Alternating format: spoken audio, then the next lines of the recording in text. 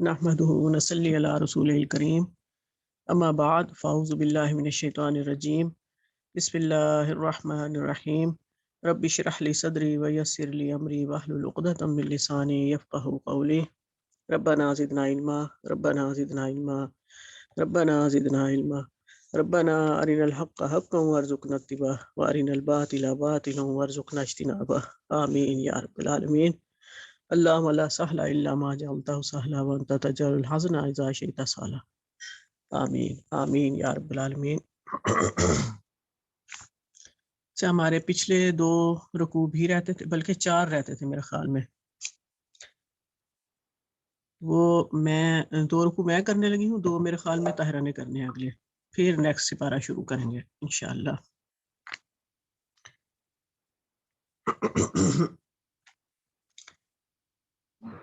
अल्लाह के एहसान, उसका करम कि हम एक दफ़ा फिर इस कुरान के सामने बैठे अल्हम्दुलिल्लाह।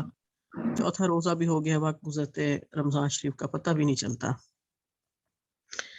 अऊज़ु बिल्लाहि मिनश शैतानिर रजीम बिस्मिल्लाहिर रहमानिर रहीम वादरिब लहुम मसलल हयातिद दुनिया कमाइन अंज़लनाहु मिनस समाई फ़ख्तलत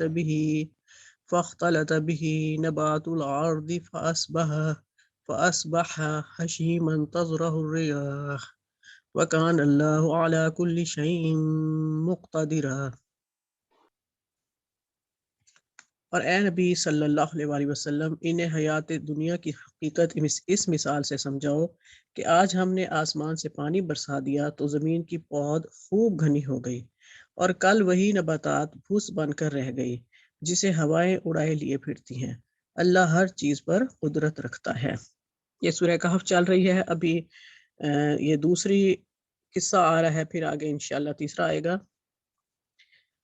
अब यहाँ दुनिया की हकीकत बताई जा रही है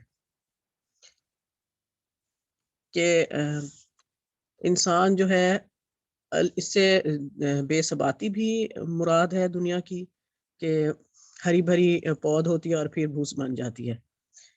यानी कि अल्लाह ताला ही चीज़ को ज़िंदगी बख्शता है और मौत भी देता है, अरूज भी देता है और ज़िवाल भी देता है। दोनों उसके हुक्म से ही होते हैं, बहार भी और ख़िज़ां भी, ऐश भी खुशहाली भी। ये हर चीज़ अल्लाह के हुक्म से होती है और हर चीज़ की हालत को ज़िवाल आता है और खुदा के हुक्म से ही आता है। ये माल और ये औलाद महज दुनियावी ज़िंदगी की एक हंगामी आराइश है। ये आयत नंबर 46 चल रही है सूरह कहफ की। ये माल और ये औलाद महज दुनियावी ज़िंदगी की एक हंगामी आराइश है। असल में तो बाकी रह जाने वाली नेकियां ही तेरे रब के नज़दीक नतीजे के लिहाज से बेहतर हैं और उन्हीं से अच्छी उम्मीद वाबस्ता की जा सकती है। फिक्र उस दिन की होनी चाहिए जबकि हम पहाड़ों को चलाएंगे और तुम ज़मीन को बिल्कुल बरहना पाओगे और हम तमाम इंसानों को इस तरह घेर कर जमा करेंगे कि अगलों पिछलों में से कोई एक भी ना छूटेगा और सब के सब तुम्हारे रब के हजूर सफ दर सफ पेश किए जाएंगे। लो देख लो, आ गए ना तुम हमारे पास उसी तरह जैसा कि हमने तुमको पहली बार पैदा किया था। तुमने तो समझा था कि हमने तुम्हारे लिए कोई वादे का वक्त मुकर्रर ही नहीं किया और नामाए अमाल सामने रख दिया जाएगा।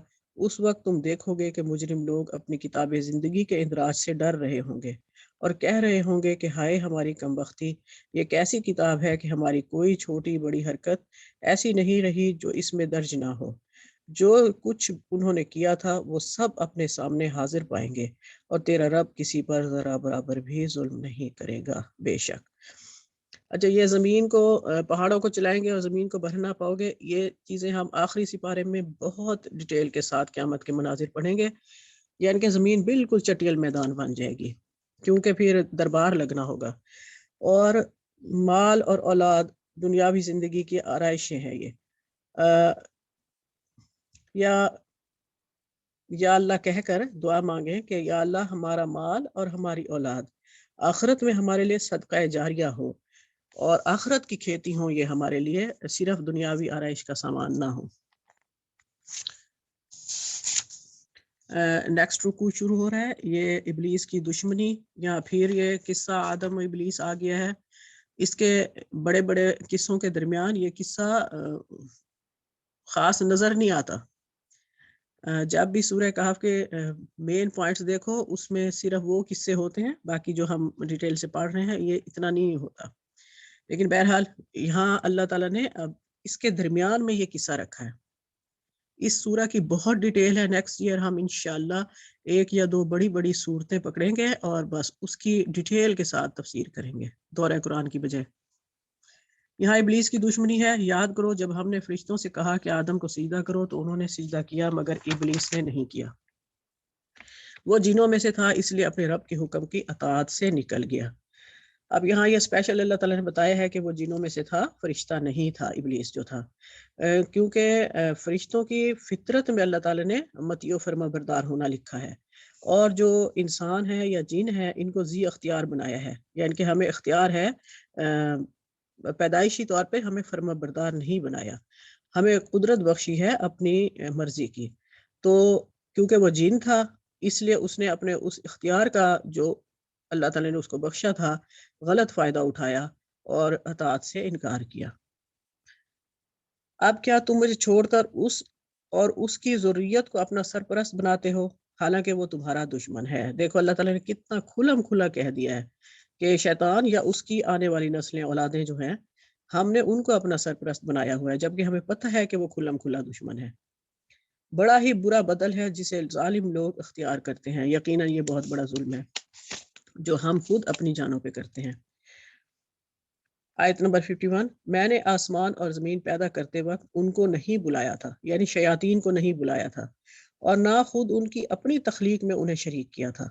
یعنی یہ تو خود مخلوق ہیں، یہ کیسے اللہ کے شریک ہو سکتے ہیں. میرا کام نہیں ہے کہ گمراہ کرنے والوں کو اپنا مددگار بناؤں. یعنی کہ اللہ تعالیٰ اگر شریعت کے معاملات میں انبیاء کو اپنا یا رسولوں کو اپنا مددگار بناتا ہے تو یہ اس مخلوق کو تو، گمراہ لوگوں کو تو اللہ تعالیٰ مددگار بالکل بھی نہیں بنائے گا کسی حال میں. آیت 52، پھر کیا کریں گے یہ لوگ اس روز جب کہ ان کا رب ان سے کہے گا کہ پکارو ان ہستیوں کو جنہیں تم میرا شریک سمجھ بیٹھے تھے. یہ ان کو پکاریں گے مگر وہ ان کی مدد کو نہ آئیں گے. ہم ان کے درمیان ایک ہلاکت کا گڑھا مشترک کر دیں گے. سارے مجرم اس روز آگ دیکھیں گے اور سمجھ لیں گے کہ اب انہیں اس میں گرنا ہی ہے، اور وہ اس سے بچنے کے لیے کوئی جائے پناہ نہیں پائیں گے. بے شک جو کرنا ہے اس دنیا میں کر لیں، وہاں کوئی جائے پناہ نہیں ملے گی. اور یہ ہے نا درمیان ایک ہلاکت کا گڑھا مشترک کر دیں گے، یہ مطلب بھی ہو سکتا ہے، اور اس کا مطلب یہ بھی ہو سکتا ہے کہ یا ہم ان کے درمیان عداوت ڈال دیں گے، دشمنی ڈال دیں گے.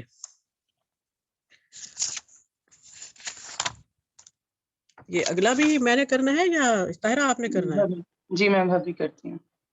جی کرتی ہوں بھابی میں. آپ کا ہے نا؟ جی جی. اوکے. اعوذ باللہ من الشیطان الرجیم. رکوع نمبر 19 اور آیت نمبر 54 ہے، اور اس رکوع میں زیادہ تر آیتیں ویسے ہی ہیں جیسے پیچھے سورہ بنی اسرائیل میں آئی تھیں، اور ان میں جو حق کو جھٹلانے والے ہیں ان کا اور اللہ تعالیٰ کی آیتوں کا مذاق اڑانے والوں کا ذکر ہے. اور اللہ تعالیٰ یہ بھی اس رکوع کے آخر میں یہ بھی بیان کر رہا ہے کہ جو لوگ یہ کہتے ہیں کہ ہم اگر کوئی غلطی کرتے ہیں تو اس پہ ہماری فوراً سے پکڑ کیوں نہیں ہو جاتی، تو ان کو یہ بتایا جا رہا ہے کہ اگر ہم ساتھ ساتھ ہی پکڑ کرتے جائیں تو پھر یہ تو بچیں ہی نہ بالکل، یعنی اگر ساتھ ہی مواخذہ ہوتا جائے ان کی ہر حرکت کا تو یہ پھر اللہ کے عذاب کے شکنجے میں آ جائیں اور پھر یہ ان کو مہلت ہی نہ دی جائے. بالکل. شروع کرتی ہوں ترجمہ. یہ آیتیں جو ہیں یہ بار بار چونکہ بیان ہو چکی ہیں اس لیے میں سیدھا ترجمہ ہی ان کا کرتی ہوں. بسم اللہ الرحمن الرحیم. ہم نے اس قرآن میں ہر طریقے سے تمام کی تمام مثالیں لوگوں کے لیے بیان کر دی ہیں، لیکن انسان تمام چیزوں سے زیادہ جھگڑالو ہے. لوگوں کے پاس ہدایت آ چکنے کے بعد انہیں ایمان لانے اور اپنے رب سے مغفرت طلب کرنے سے صرف اسی چیز نے روکا ہے کہ اگلے لوگوں کا سا معاملہ انہیں بھی پیش آئے یا ان کے سامنے کھلم کھلا عذاب موجود ہو. ہم تو اپنے رسولوں کو صرف اس لیے بھیجتے ہیں کہ وہ خوشخبریاں سنا دیں اور ڈرا دیں. کافر لوگ باطل کے سہارے جھگڑتے ہیں اور چاہتے ہیں کہ اس سے حق کو لڑکھڑا دیں. انہوں نے میری آیتوں کو اور جس چیز سے ڈرایا جائے اسے مذاق بنا ڈالا. اس سے بڑھ کر ظالم کون ہے جسے اس کے رب کی آیتوں سے نصیحت کی جائے وہ پھر بھی منہ موڑے رہے. اور جو کچھ اس کے ہاتھوں نے آگے بھیج رکھا ہے اسے بھول جائے۔ بے شک ہم نے ان کے دلوں پر پردے ڈال دیے ہیں کہ وہ اسے نہ سمجھیں، اور ان کے کانوں میں گرانی ہے۔ گو تو انہیں ہدایت کی طرف بلاتا رہے، لیکن وہ کبھی بھی ہدایت نہیں پائیں گے۔ تیرا پروردگار بہت ہی بخشش والا اور مہربانی والا ہے۔ وہ اگر ان کے اعمال کی سزا میں پکڑے تو بے شک انہیں جلد ہی عذاب کر دے، بلکہ ان کے لیے ایک وعدے کی گھڑی مقرر ہے جس سے وہ سرکنے کی ہرگز جگہ نہیں پائیں گے۔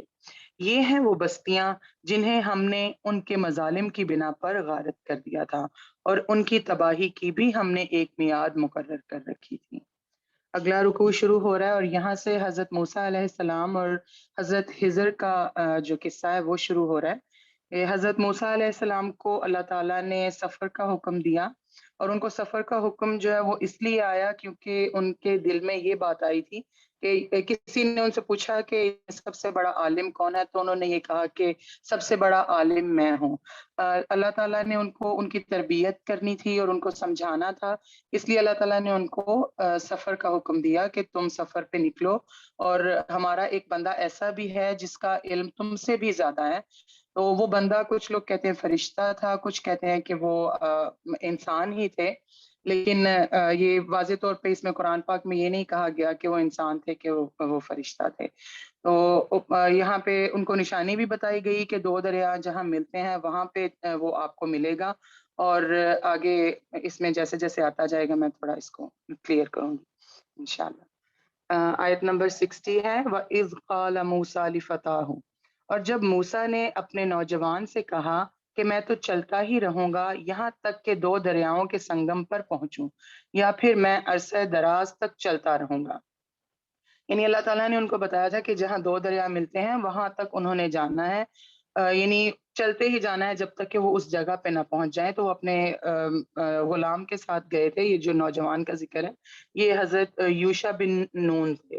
تو اگلی آیت کا ترجمہ ہے، جب وہ دونوں دریا کے سنگم پر پہنچے تو وہاں اپنی مچھلی بھول گئے جس نے دریا میں سرنگ جیسا اپنا راستہ بنا لیا۔ اور یہ ایک نشانی تھی جو اللہ تعالیٰ نے ان کو بتائی تھی کہ جب تم اس جگہ پہ پہنچ جاؤ گے جہاں ہمارا وہ بندہ تمہیں ملے گا، تو وہاں جو مچھلی ہے وہ زندہ ہو کے وہ اپنا راستہ بنا لے گی دریا میں، اور وہ ان سے کھو جائے گی۔ لیکن آگے اگلی آیت کا ترجمہ پڑھتے ہیں، جب وہ دونوں وہاں سے آگے بڑھے تو موسیٰ علیہ السلام نے اپنے نوجوان سے کہا کہ لا ہمارا ناشتہ دے، ہمیں تو اپنے اس سفر سے سخت تکلیف اٹھانی پڑی۔ جب حضرت موسیٰ علیہ السلام اس مقام سے کافی آگے نکل گئے تو چونکہ وہ آگے نکل گئے تھے اس لیے ان کو تھکاوٹ محسوس ہوئی، اگر وہ وہاں پہ ہی رک جاتے تو شاید ان کو تھکاوٹ بھی محسوس نہ ہوتی۔ تو انہوں نے اپنے ساتھی سے ناشتہ مانگا، یعنی کھانے کے لیے کچھ مانگا، تو انہوں نے کہا، آگے بیان ہو رہا ہے کہ انہوں نے کیا جواب دیا۔ اس نے جواب دیا کہ کیا آپ نے دیکھا جبکہ ہم پتھر سے ٹیک لگا کر آرام کر رہے تھے وہیں میں مچھلی بھول گیا تھا، دراصل شیطان نے ہی مجھے بھلا دیا کہ میں آپ سے اس کا ذکر کروں۔ اس مچھلی نے ایک انوکھے طور پر دریا میں اپنا راستہ کر لیا۔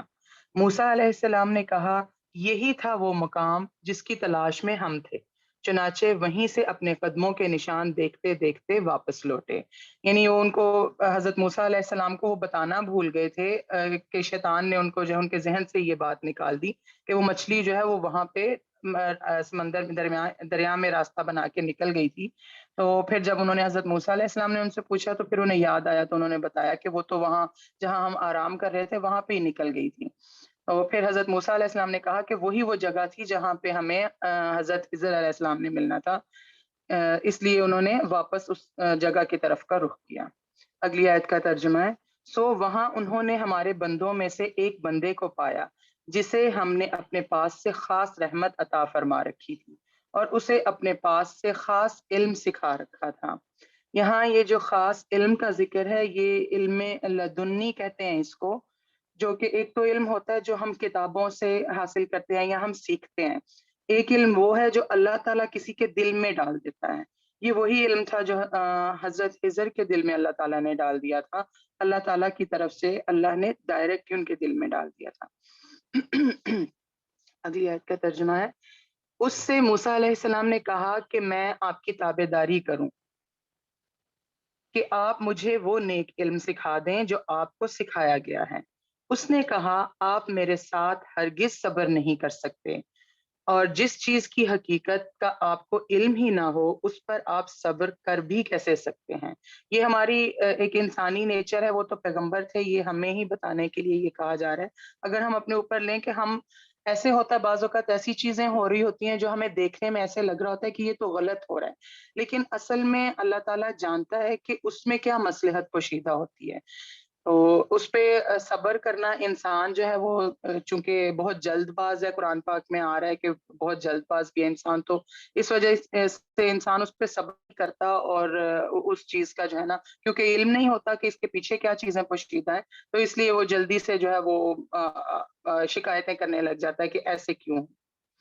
اگلی آیت کا ترجمہ ہے، موسیٰ علیہ السلام نے جواب دیا کہ انشاءاللہ آپ مجھے صبر کرنے والا پائیں گے اور میں کسی بات میں آپ کی نافرمانی نہ کروں گا۔ اب انہوں نے صبر کرنے والا پائیں گے میں تو انشاءاللہ کہہ دیا، اور اگلی جو بات ہے کہ کسی بات میں آپ کی نافرمانی نہ کروں گا، اس میں انشاءاللہ کہنا بھول گئے۔ تو اس سے یہ بھی پتہ چلتا ہے کہ انشاءاللہ کہنا جو ہے وہ کتنا ضروری ہے، اور کیونکہ انہوں نے انشاءاللہ نہیں کہا تھا، اسی وجہ سے شاید وہ ان کی باتوں کو نہ مان سکے اور سوال کرنے لگ گئے آگے جب ان کے ساتھ چلتے رہے تو۔ اگلی آیت کا ترجمہ ہے، اس نے کہا اچھا اگر آپ میرے ساتھ چلنے پر ہی اصرار کرتے ہیں تو یاد رہے کہ کسی چیز کی نسبت مجھ سے کچھ نہ پوچھنا جب تک کہ میں خود اس کی نسبت کوئی تذکرہ نہ کروں۔ صدق اللہ علیہ وسلم۔ بے شک۔ اچھا، ابھی یہ قصہ ہی چل رہا ہے اور پھر نیا سپارہ بھی شروع ہو جائے گا۔ اچھا، یہ ایک اسی آیت کی جو آپ نے ابھی کیا ہے کہ علم کرنے کے لیے صبر، علم حاصل کرنے کے لیے صبر بہت ضروری ہے۔ اب جیسے مثلا ہم ایک سپارہ کر رہے ہوتے ہیں پورا، اور مجھے یہ یہاں تک جہاں تک میرا خیال ہے، مجھے یہ یقین ہے کہ ہم لوگوں میں سے ہی کافی سارے ایسے ہوں گے جو تھوڑا بے صبرے یا بے چین ہو جاتے ہوں گے۔ اس لیے جب علم حاصل کرنا ہے تو اس کے لیے پہلی بات جو یہاں بتائی حضرت موسیٰ علیہ السلام کو انہوں نے، کہ صبر کرنا ہے، صبر کے ساتھ علم حاصل کرنا ہے۔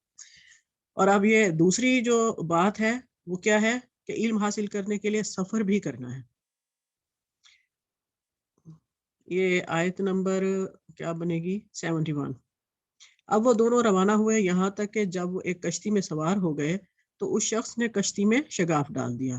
موسیٰ علیہ السلام نے کہا آپ نے اس میں شگاف ڈال دیا تاکہ سب کشتی والوں کو ڈبو دیں، یہ تو آپ نے ایک سخت حرکت کر ڈالی۔ اس نے کہا میں نے تم سے کہا نہ تھا کہ تم میرے ساتھ صبر نہیں کر سکتے۔ موسیٰ علیہ السلام نے کہا بھول چوک پر مجھے نہ پکڑیے، میرے معاملے میں آپ ذرا سختی سے کام نہ لیں۔ پھر وہ دونوں چلے یہاں تک کہ ان کو ایک لڑکا ملا اور اس شخص نے اسے قتل کر دیا۔ موسیٰ علیہ السلام نے کہا آپ نے ایک بے گناہ کی جان لے لی، حالانکہ اس نے کسی کا خون نہ کیا تھا، یہ کام تو آپ نے بہت ہی برا کیا ہے، یقیناً قتل انسان بہت ہی برا کام ہے۔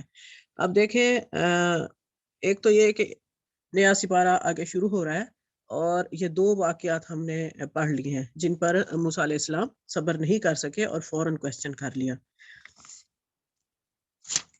اور یہ اسٹوڈنٹس کی نیچر ہوتی ہے کہ جب کوئی بات ہلکی سی بھی سمجھ نہیں آئی تو فوراً ٹیچر سے سوال کر لیتے ہیں، یعنی کہ سوچتے نہیں ہیں۔ اب اگلا سپارہ جو ہم شروع کر رہے ہیں اس میں یہ ہے کہ موسیٰ علیہ السلام اور خضر علیہ السلام کے لیے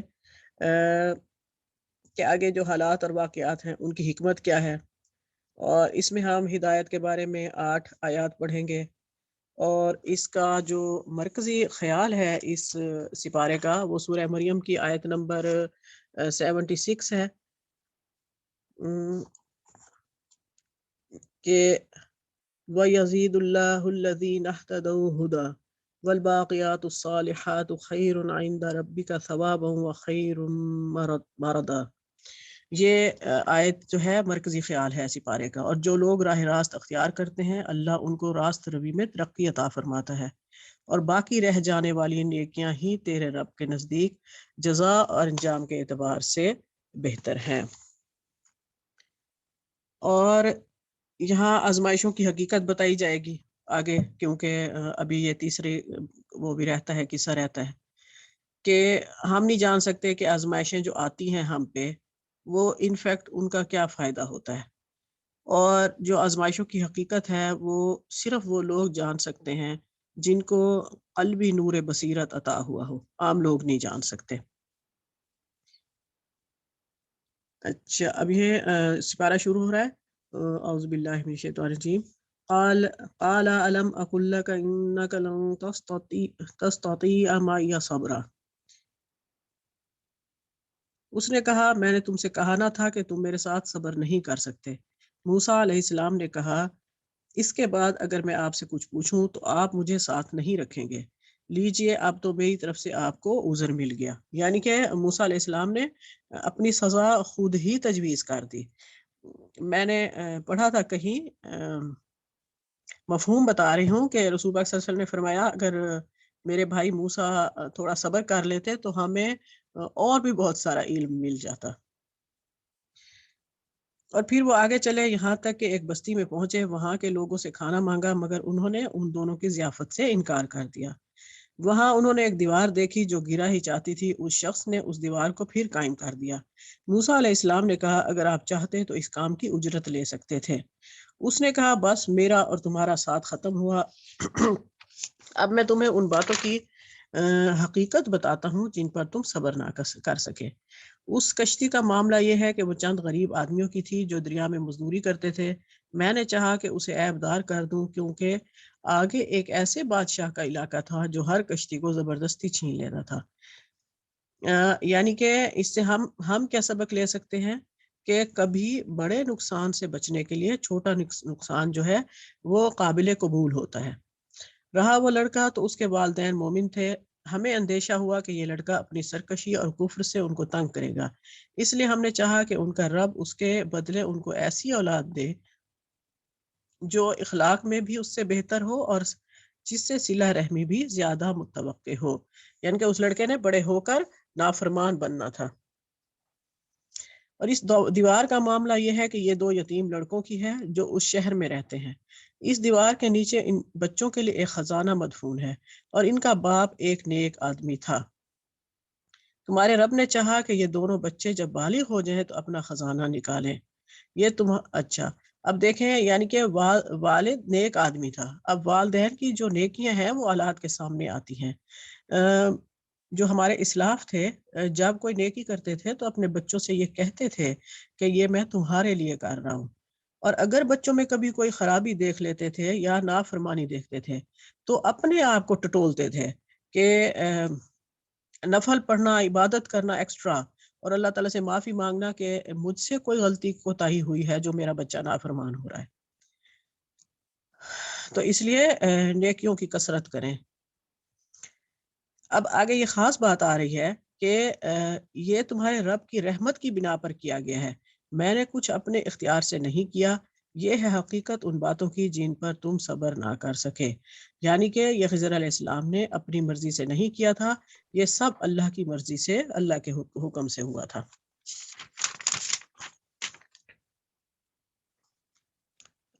وَيَسْأَلُونَكَ عَنِ ذِي الْقَرْنَيْنِ، اور اے محمد صلی اللہ علیہ وسلم یہ لوگ تم سے ذوالقرنین کے بارے میں پوچھتے ہیں، ان سے کہو میں اس کا کچھ حال تم کو سناتا ہوں۔ اب یہاں ایک اور قصہ شروع ہو رہا ہے، اس سے پہلے یہ واو ہے نا، یسألونہ کا واو، یہ واو عطفیہ ہے۔ اٹ مینز کہ اہل مکہ نے، کفار مکہ نے جو یہودیوں کے مشورے سے یہ سوالات پوچھے تھے تو یہ سوال بھی اس سے ریلیٹڈ ہے، یعنی کہ یہ بھی انہوں نے ہی پوچھا تھا ذوالقرنین کے بارے میں۔ اچھا، ایک خاص بات بتا دوں، یہ اس نے طاہرہ نے ذکر کیا علم لدنی کا، ہدایت کی جو ہے یہ دو قسمیں ہوتی ہیں، ایک تشریعی یعنی شریعت جو انبیاء اور رسل کو ملتی ہے، یعنی کہ ہم جیسے ایمان اور اسلام ہے، توحید، نماز، روزہ، حج، زکوٰۃ، یا پھر اللہ، اس کے رسول، فرشتوں پر ایمان، روز محشر پر، یہ ساری چیزیں یہ شریعت میں آتی ہیں۔ موسیٰ علیہ السلام کے پاس شریعت کا علم تھا، اور ایک دوسرا علم، دوسری ہدایت جو ہے وہ تکوینی ہوتی ہے، یعنی کہ کون و مکان، کائنات کا علم، جو چیز فرشتوں کے پاس ہوتی ہے ان کے اللہ تعالیٰ ایڈوانس میں ان کو سارا کچھ بتا دیتا ہے۔ تو یہی علم جو تھا وہ ان کے حضرت خضر کے پاس بھی تھا، اس لیے کچھ لوگ یہ کہتے ہیں کہ وہ انسان نہیں تھے، وہ فرشتے تھے۔ بہرحال فرشتے ہوں یا انسان ہوں، ہم نے قرآن سے اپنے لیے وہ لینا ہوتا ہے، کیونکہ دونوں کا علم چینج تھا، اس لیے وہ ریپو نہیں بن رہا تھا، کیونکہ حضرت موسیٰ علیہ السلام تو ظاہر کو دیکھ رہے تھے، کیونکہ شریعت ظاہر پہ ہوتی ہے، اور ان کے پاس وہ علم تھا جو اللہ تعالیٰ نے ان کو ایڈوانس میں سمجھا دیا یا بتا دیا۔ اچھا، ذوالقرنین کی بات ہو رہی تھی، ہم نے اس کو زمین میں اقتدار عطا کیا تھا اور اسے ہر قسم کے اسباب و وسائل بخشے تھے۔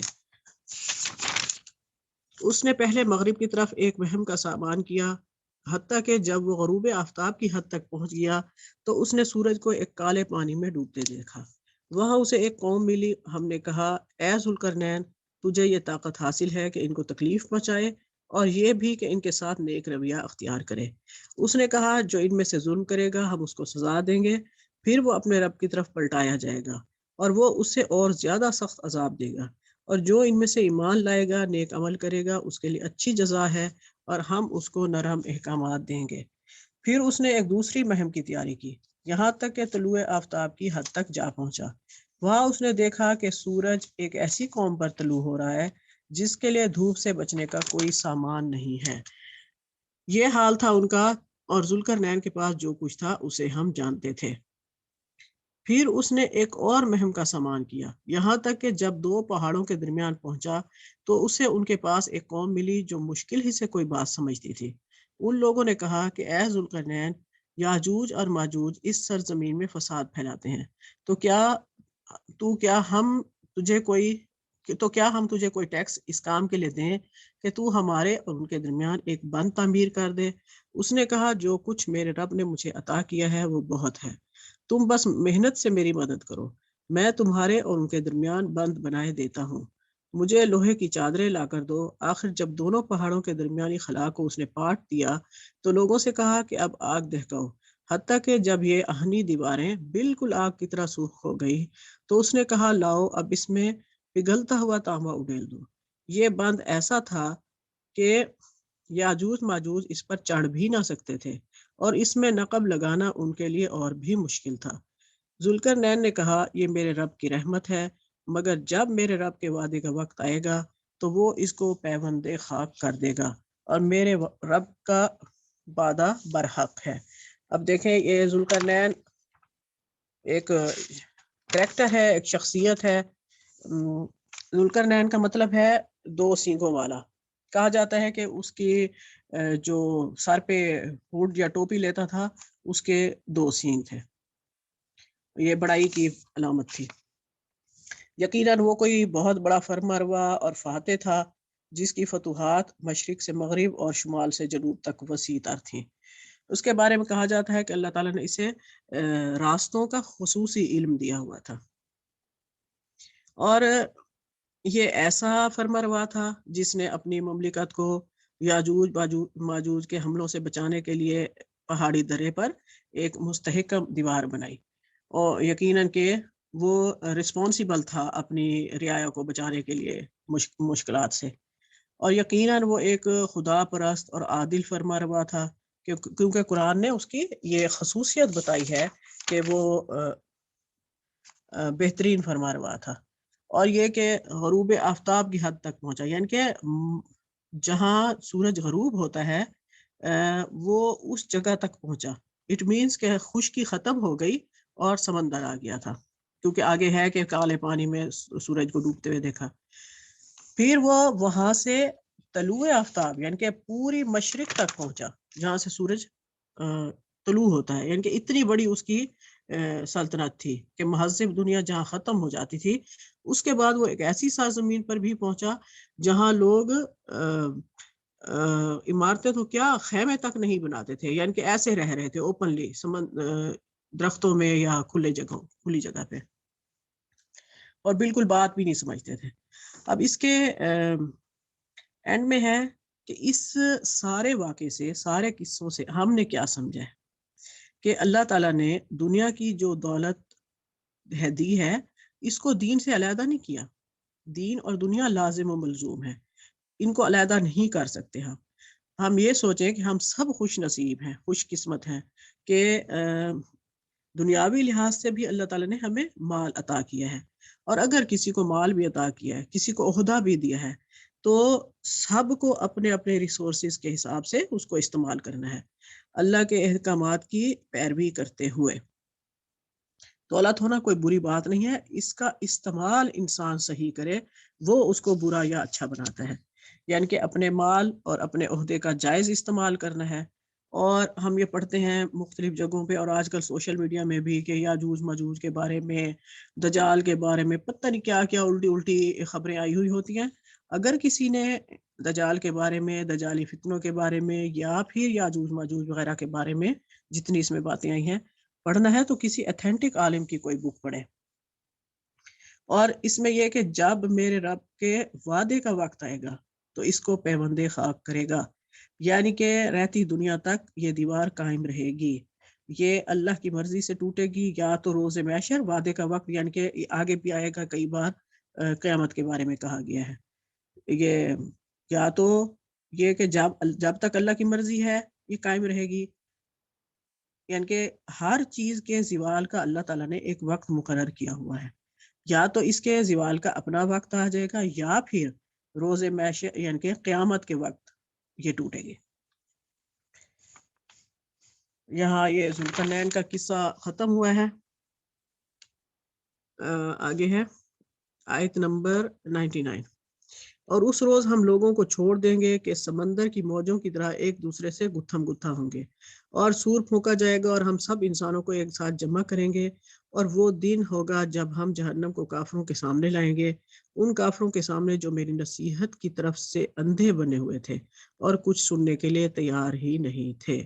یعنی کہ جو شرک کرنے والوں کا جھوٹا اعتماد ہے وہ ان آیات میں بتایا گیا ہے کہ جیسے سمندر پہ جھاگ آ جاتا ہے نا، ان کا اعتماد بھی اس دن جھاگ کی طرح بیٹھے گا۔ تو کیا یہ لوگ جنہوں نے کفر اختیار کیا یہ خیال رکھتے ہیں کہ مجھے چھوڑ کر میرے بندوں کو اپنا کارساز بنا لیں؟ ہم نے ایسے کافروں کی ضیافت کے لیے جہنم تیار کر رکھی ہے۔ بے شک اے محمد صلی اللہ علیہ وسلم ان سے کہو، کیا ہم تمہیں بتائیں کہ اپنے اعمال میں سب سے زیادہ ناکام و نامراد کون ہیں؟ وہ کہ دنیا کی زندگی میں جن کی ساری سعی و جہد راہ راست سے بھٹکی رہی اور وہ سمجھتے رہے کہ وہ سب کچھ ٹھیک کر رہے ہیں، وہ یہ لوگ ہیں جنہوں نے اپنے رب کی آیات کو ماننے سے انکار کیا اور اس کے حضور پیشی کا یقین نہ کیا، اس لیے ان کے سارے اعمال ضائع ہو گئے، قیامت کے روز ہم انہیں کوئی وزن نہیں دیں گے۔ یعنی کہ بتا دیا اللہ تعالیٰ نے کہ کفر کے ساتھ، نافرمانی کے ساتھ جتنے بھی نیک اعمال کیے جائیں گے وہ اس دن کام نہیں آئیں گے۔ اسی لیے کوئی بھی نیک کام کرتے ہیں اس کی اتھینٹسٹی چیک کر لیا کریں کہ وہ واقعی ہم اچھا کام کر رہے ہیں یا ایویں ہی بس ہم وقت بھی ضائع کر رہے ہیں اور پیسہ بھی ضائع کر رہے ہیں، اپنی جوانی صحت بھی ضائع کر رہے ہیں۔ آیت 106۔ ان کی جزا جہنم ہے اس کفر کے بدلے جو انہوں نے کیا، اور اس مذاق کی پاداش میں جو میری آیات اور میرے رسولوں کے ساتھ کرتے تھے۔ البتہ وہ لوگ جو ایمان لائے اور جنہوں نے نیک عمل کیے ان کی میزبانی کے لیے فردوس کے باغ ہوں گے جن میں وہ ہمیشہ ہمیشہ رہیں گے، اور کبھی اس جگہ سے نکل کر کہیں جانے کو ان کا دل نہیں چاہے گا۔ اب جو یہ سورہ کہف شروع ہوئی تھی، اس کی پہلی 10 آیتیں اور یہ اس کی آخری 10 آیتیں، یوں سمجھے کہ یہ 2 کھونٹے ہیں جن کے درمیان یہ ساری سورہ قائم تھی۔ اس میں بھی توحید سے الحمد سے شروع ہوئی تھی اور اس کا اینڈ بھی اسی پہ ہی ہوگا، یعنی کہ فردوس کے باغ ہوں گے، اٹ مینس کہ جنت الفردوس کی بات ہو رہی ہے، جو ہمیں رسول اللہ صلی اللہ علیہ وسلم نے فرمایا ہے کہ جب بھی اللہ سے جنت کا سوال کرو تو جنت الفردوس مانگو، اور یہ وہ جنت ہے جو عرش کے بالکل نیچے ہے، اور جو جنت میں چشمے بہتے ہیں، نہریں بہتی ہیں، وہ سب جنت الفردوس سے پھوٹتی ہیں۔ یا اللہ، یا رب العزت، میرے مولا، میرے مالک، ہمیں بھی اپنا قرب نصیب فرما اور جنت الفردوس میں اعلیٰ مقام عطا کرنا، اور اس قابل بنا کہ ہم اس کے لیے جد و جہد کریں، محنت کریں۔ اے محمد صلی اللہ علیہ وسلم کہو، اگر سمندر میرے رب کی باتیں لکھنے کے لیے روشنائی بن جائے تو وہ وہ ختم ہو جائے گی مگر میرے رب کی باتیں ختم نہ ہوگی، بلکہ اگر اتنی ہی روشنائی ہم اور لے آئیں تو وہ بھی کفایت نہ کرے۔ آگے آئے گا قرآن مجید میں کہ سارے درخت اگر کائنات کے قلم بن جائیں اور سارے سمندر روشنائی بن جائیں تو بھی میرے رب کی باتیں ختم نہیں ہوں گی، کیونکہ اللہ تعالیٰ کی ذات لامحدود ہے، اسی طرح اس کی صفات، اس کے کمالات، اس کے عجائبات، اس کی قدرتیں، اس کی حکمتیں، وہ سب بھی لامحدود ہیں۔ اور ہم اس کے لیے کیا کر رہے ہیں؟ ہم نے یہ سوچنا ہے کہ ہم نے اپنے رب کا نام اونچا کرنے کے لیے اس کائنات میں اس کا کلمہ بلند کرنے کے لیے کیا جد و جہد کی ہے۔ اللہ تعالیٰ نے وہ ہماری جد و جہد دیکھنی ہے، کیونکہ آج کل تو سائنس مبلغ بنی ہوئی ہے۔ سائنس سے وہ سائنس جو ہے وہ پروف دے رہی ہے اللہ تعالیٰ کی کائنات کے رازوں کا جو قرآن میں موجود ہیں، تو اس کو سن کے، اس کو پڑھ کے پھر لوگ قرآن پہ ریسرچ کر رہے ہیں اور وہ پھر مسلمان ہو رہے ہیں۔ تو ہم نے اپنا مقام دیکھنا ہے کہ ہم کیا کر رہے ہیں اللہ کا کلمہ بلند کرنے کے لیے۔ اے محمد صلی اللہ علیہ وسلم کہو، میں تو ایک انسان ہی ہوں تم جیسا، میری طرف وحی کی جاتی ہے کہ تمہارا خدا بس ایک ہی خدا ہے، بس جو کوئی اپنے رب کی ملاقات کا امیدوار ہو اسے چاہیے کہ نیک عمل کرے اور بندگی میں اپنے رب کے ساتھ کسی کو شریک نہ کرے۔ بے شک بے شک، یہاں ایک شعر بولوں گی اور ختم کروں گی، ورنہ اسی آیت کی 15-20 منٹ تفسیر ہو سکتی ہے۔ عمل سے زندگی بنتی ہے جنت بھی جہنم بھی، یہ خاک کی اپنی فطرت میں نہ نوری ہے نہ ناری ہے، نہ ہم فرشتے بن سکتے ہیں اور نہ ہم شیطان یعنی کہ جین، ہم انسان ہیں، ہمیں عمل کرنا ہے، اسی کے لیے ہم نے اپنی دنیا بھی بنانی ہے اور اپنی آخرت بھی۔ وما علینا الا البلاغ۔ جزاک اللہ خیر بھابی۔ آگے سورہ مریم سٹارٹ ہو رہی ہے۔ بسم اللہ الرحمن الرحیم۔ چھوٹا سا کوئی بیک گراؤنڈ، سورت مریم ریویلڈ ہوئی نبوت کے چوتھے سال میں۔ اس سے پہلے 3 سال تک آپ صلی اللہ علیہ وآلہ وسلم کو حکم تھا کہ اسلام کا پیغام جو ہے وہ سیکرٹلی دیا جائے، اور نبوت کے چوتھے سال جو تھا وہ اللہ تعالیٰ نے آپ کو حکم دیا کہ آپ اب پورے مکہ والوں کو اس کے بارے میں بتائیں۔ تو جب پیغام عام ہوا تو یقیناً بہت ساری ریجیکشنز، ٹارچر اور پیغام کو جھٹلایا گیا، ان سب چیزوں کا سامنا کرنا پڑا۔ بہت زیادہ مسلمانوں پہ ٹارچر ہوا۔ تو اس زمانے میں جب مسلمانوں پہ بہت زیادہ سختیاں تھیں تو آپ صلی اللہ علیہ وآلہ وسلم نے ان کو حبشہ کی طرف ہجرت کرنے کا حکم کیا۔ اب یہ جو مسلمان تھے جو بہت زیادہ جن پہ ظلم ہو رہا تھا، یہ مکہ کی آپ کہہ لیں کہ جیسے لو کلاس کمیونٹی ہوتی ہے، کیونکہ اسلام سب سے پہلے وہی لائے تھے، تو وہ تھی۔ اب نہ تو ان کو کوئی خاندانی سپورٹ حاصل تھی، نہ ان کے پاس کوئی پیسہ تھا کہ اپنی جان چھڑا سکتے، اور نہ ہی کوئی ان کی مدد کرنے والا تھا۔ تو آپ صلی اللہ علیہ وآلہ وسلم نے ان کو صبر کی تلقین کی، اور مشرکین کے بڑھتے ہوئے ظلم کی وجہ سے آپ نے ان کو حبشہ کی طرف جانے کو حکم دیا۔ اس میں 8 آدمی تھے اور 3 عورتیں تھیں۔ تو جب مسلمان وہاں پہنچے تو پیچھے سے مشرکین بھی جو ہیں وہ پہنچ گئے تحفے تحائف لے کے حبشہ کے بادشاہ کے پاس، اور کہا کہ یہ ہمارے علاقے سے بھاگ کے آئے ہیں تو ہم ان کو واپس لینے آئے ہیں۔ تو اس نے کہا کہ میں ایسے تو نہیں آپ کو یہ لوگ دوں گا، میں ان کی پہلے بات سنوں گا۔ تو پھر اس نے بلایا، اور پھر حضرت عیسیٰ کے بارے میں بات ہوئی، تو حضرت جعفر طیار نے حضرت عیسیٰ کے بارے میں جو بھی کچھ بتایا تو وہ بادشاہ کی آنکھوں میں سن کے آنسو آ گئے، اور اس نے کہا کہ بالکل وہی عیسیٰ علیہ السلام ہے جو تم نے بیان کیا ہے، یہ تم نے یعنی کہ ایگزیکٹ تم نے وہی چیز بیان کی ہے جو ہم جانتے ہیں ان کے بارے میں۔ تو یہ تھوڑا سا اس کا بیک گراؤنڈ ہے، اور سورت کو 3 حصوں میں ڈیوائڈ کیا گیا ہے۔ اور آپ یہ دیکھیں کہ اللہ تعالیٰ کی حکمت کے مسلمانوں کی ہجرت سے جسٹ پہلے جو ہے یہ سورت ریویلڈ ہوئی۔ اور 3 حصے کون سے ہیں سورت کے؟ پہلے میں ہم حضرت یحییٰ علیہ السلام کی برتھ، اور زکریا علیہ السلام ان کے باپ اور ان کی ماں ان کے بارے میں پڑھیں گے، اور ساتھ ہی ہم عیسیٰ علیہ السلام کی بارے میں پڑھیں گے۔ دونوں کی برتھ جو ہے وہ اس کو آپ کہہ لیں کہ یہ میریکل تھا، اللہ تعالیٰ کا معجزہ تھا۔ یحییٰ علیہ السلام کا بھی کیونکہ ان کے ماں باپ بہت زیادہ بوڑھے ہو چکے تھے کہ جب اولاد نہیں ہو سکتی، بیوی ان کی بانجھ تھی، اور عیسیٰ علیہ السلام کے بارے میں تو سبھی جانتے ہیں کہ ان کی پیدائش جو ہے وہ معجزہ تھی۔ دوسرے حصے میں ابراہیم علیہ السلام کی اور کچھ دوسرے پیغمبروں کی کہانی آئے گی، اور آخر میں مشرکین مکہ سے خطاب ہوگا۔ تو یہ 3 حصے ہیں سورت کے، اس کو شروع کرتے ہیں۔ کاف ہا یا عین صاد۔ ذکر رحمت ربک عبدہ زکریا، حروف مقطعات ہیں، اللہ کا رسول بہتر جانتے ہیں ان کے مطلب۔ یہ ہے تیرے پروردگار کی اس مہربانی کا ذکر جو اس نے اپنے بندے زکریا پر کی تھی۔ زکریا علیہ السلام بنی اسرائیل میں پیغمبر آئے، پڑھائی کا پیشہ تھا ان کا، اور یہی ان کی آمدنی کا ذریعہ بھی تھا۔ تو اس سے پتہ چلتا ہے کہ انبیاء جو تھے وہ نبوت کے کام کے ساتھ ساتھ اپنی معاشی کام بھی ان کا جو ہے وہ ہوا کرتا تھا۔ جبکہ اس نے اپنے رب سے چپکے دعا کی کہ اے میرے پروردگار، میری ہڈیاں کمزور ہو گئی ہیں اور سر بڑھاپے کی وجہ سے بھڑک اٹھا ہے، لیکن میں کبھی بھی تجھ سے دعا کر کے محروم نہیں رہا۔ چپکے دعا کرنے کا ہے کہ دعا مانگی جا سکتی ہے چھپ کے، سلو آواز میں، کسی کے سامنے نہ مانگے، اور اونچی آواز میں بھی، ہلکی آواز میں بھی، اونچی آواز میں بھی، دونوں طریقے سے دعا مانگی جا سکتی ہے۔ لیکن ہلکی آواز میں یا چپکے سے یہ ہوتا ہے کہ خاموشی ہوتی ہے، آپ کو ایسا لگتا ہے کہ آپ ڈائریکٹ اللہ تعالیٰ سے بات کر رہے ہیں، تو اس میں آپ کی کنسنٹریشن زیادہ ہوتی ہے، تو اس لیے یہاں انہوں نے اس طرح دعا مانگی۔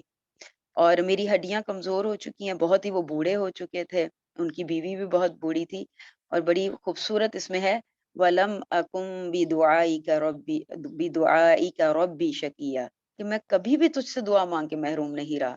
تو ہمیں بھی ہمیشہ دعا مانگتے ہوئے نا یہ آیت اپنے ذہن میں رکھ کے دعا مانگنی چاہیے کہ میں جو اللہ سے مانگ رہی ہوں، میرا اللہ مجھے ضرور دے گا، کہ وہ اتنی بڑی حکمت والا ہے، اس کے لیے کیا چیز ناممکن ہے۔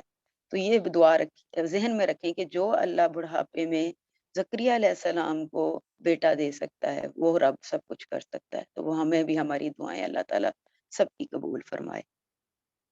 مجھے اپنے مرنے کے بعد اپنے قرابت والوں کا ڈر ہے، قرابت والوں کا، رشتہ داروں کا، کیونکہ اولاد نہیں تھی تو ان کو ڈر تھا کہ یہ دین کا پیغام آگے کون لے کے چلے گا، کہ رشتہ داروں میں تو کوئی اس قابل نہیں ہے۔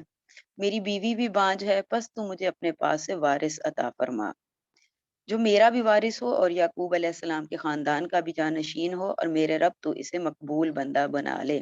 اچھا، تھوڑا سا یہ کہ حضرت زکریا جو تھے حضرت مریم کے خالو تھے، اور جب حضرت مریم کو وہ عبادت کرتے ہوئے دیکھتے تھے حجرے میں، تو ان کے پاس قسم قسم کے پھل دیکھتے تھے، تو انہوں نے پوچھا کہ یہ تمہارے پاس کہاں سے آتے ہیں؟ تو انہوں نے کہا کہ یہ میرے رب کی طرف سے آتے ہیں۔ تو ان کے دل میں یہ بات ہے کہ جو رب مریم علیہ السلام کو ایک حجرے میں طرح طرح کے پھل اور کھانے بھیج سکتا ہے، وہ یہ رب میری دعا کیوں نہیں سن سکتا؟ تو پھر انہوں نے یہ دعا اللہ تعالیٰ سے مانگی۔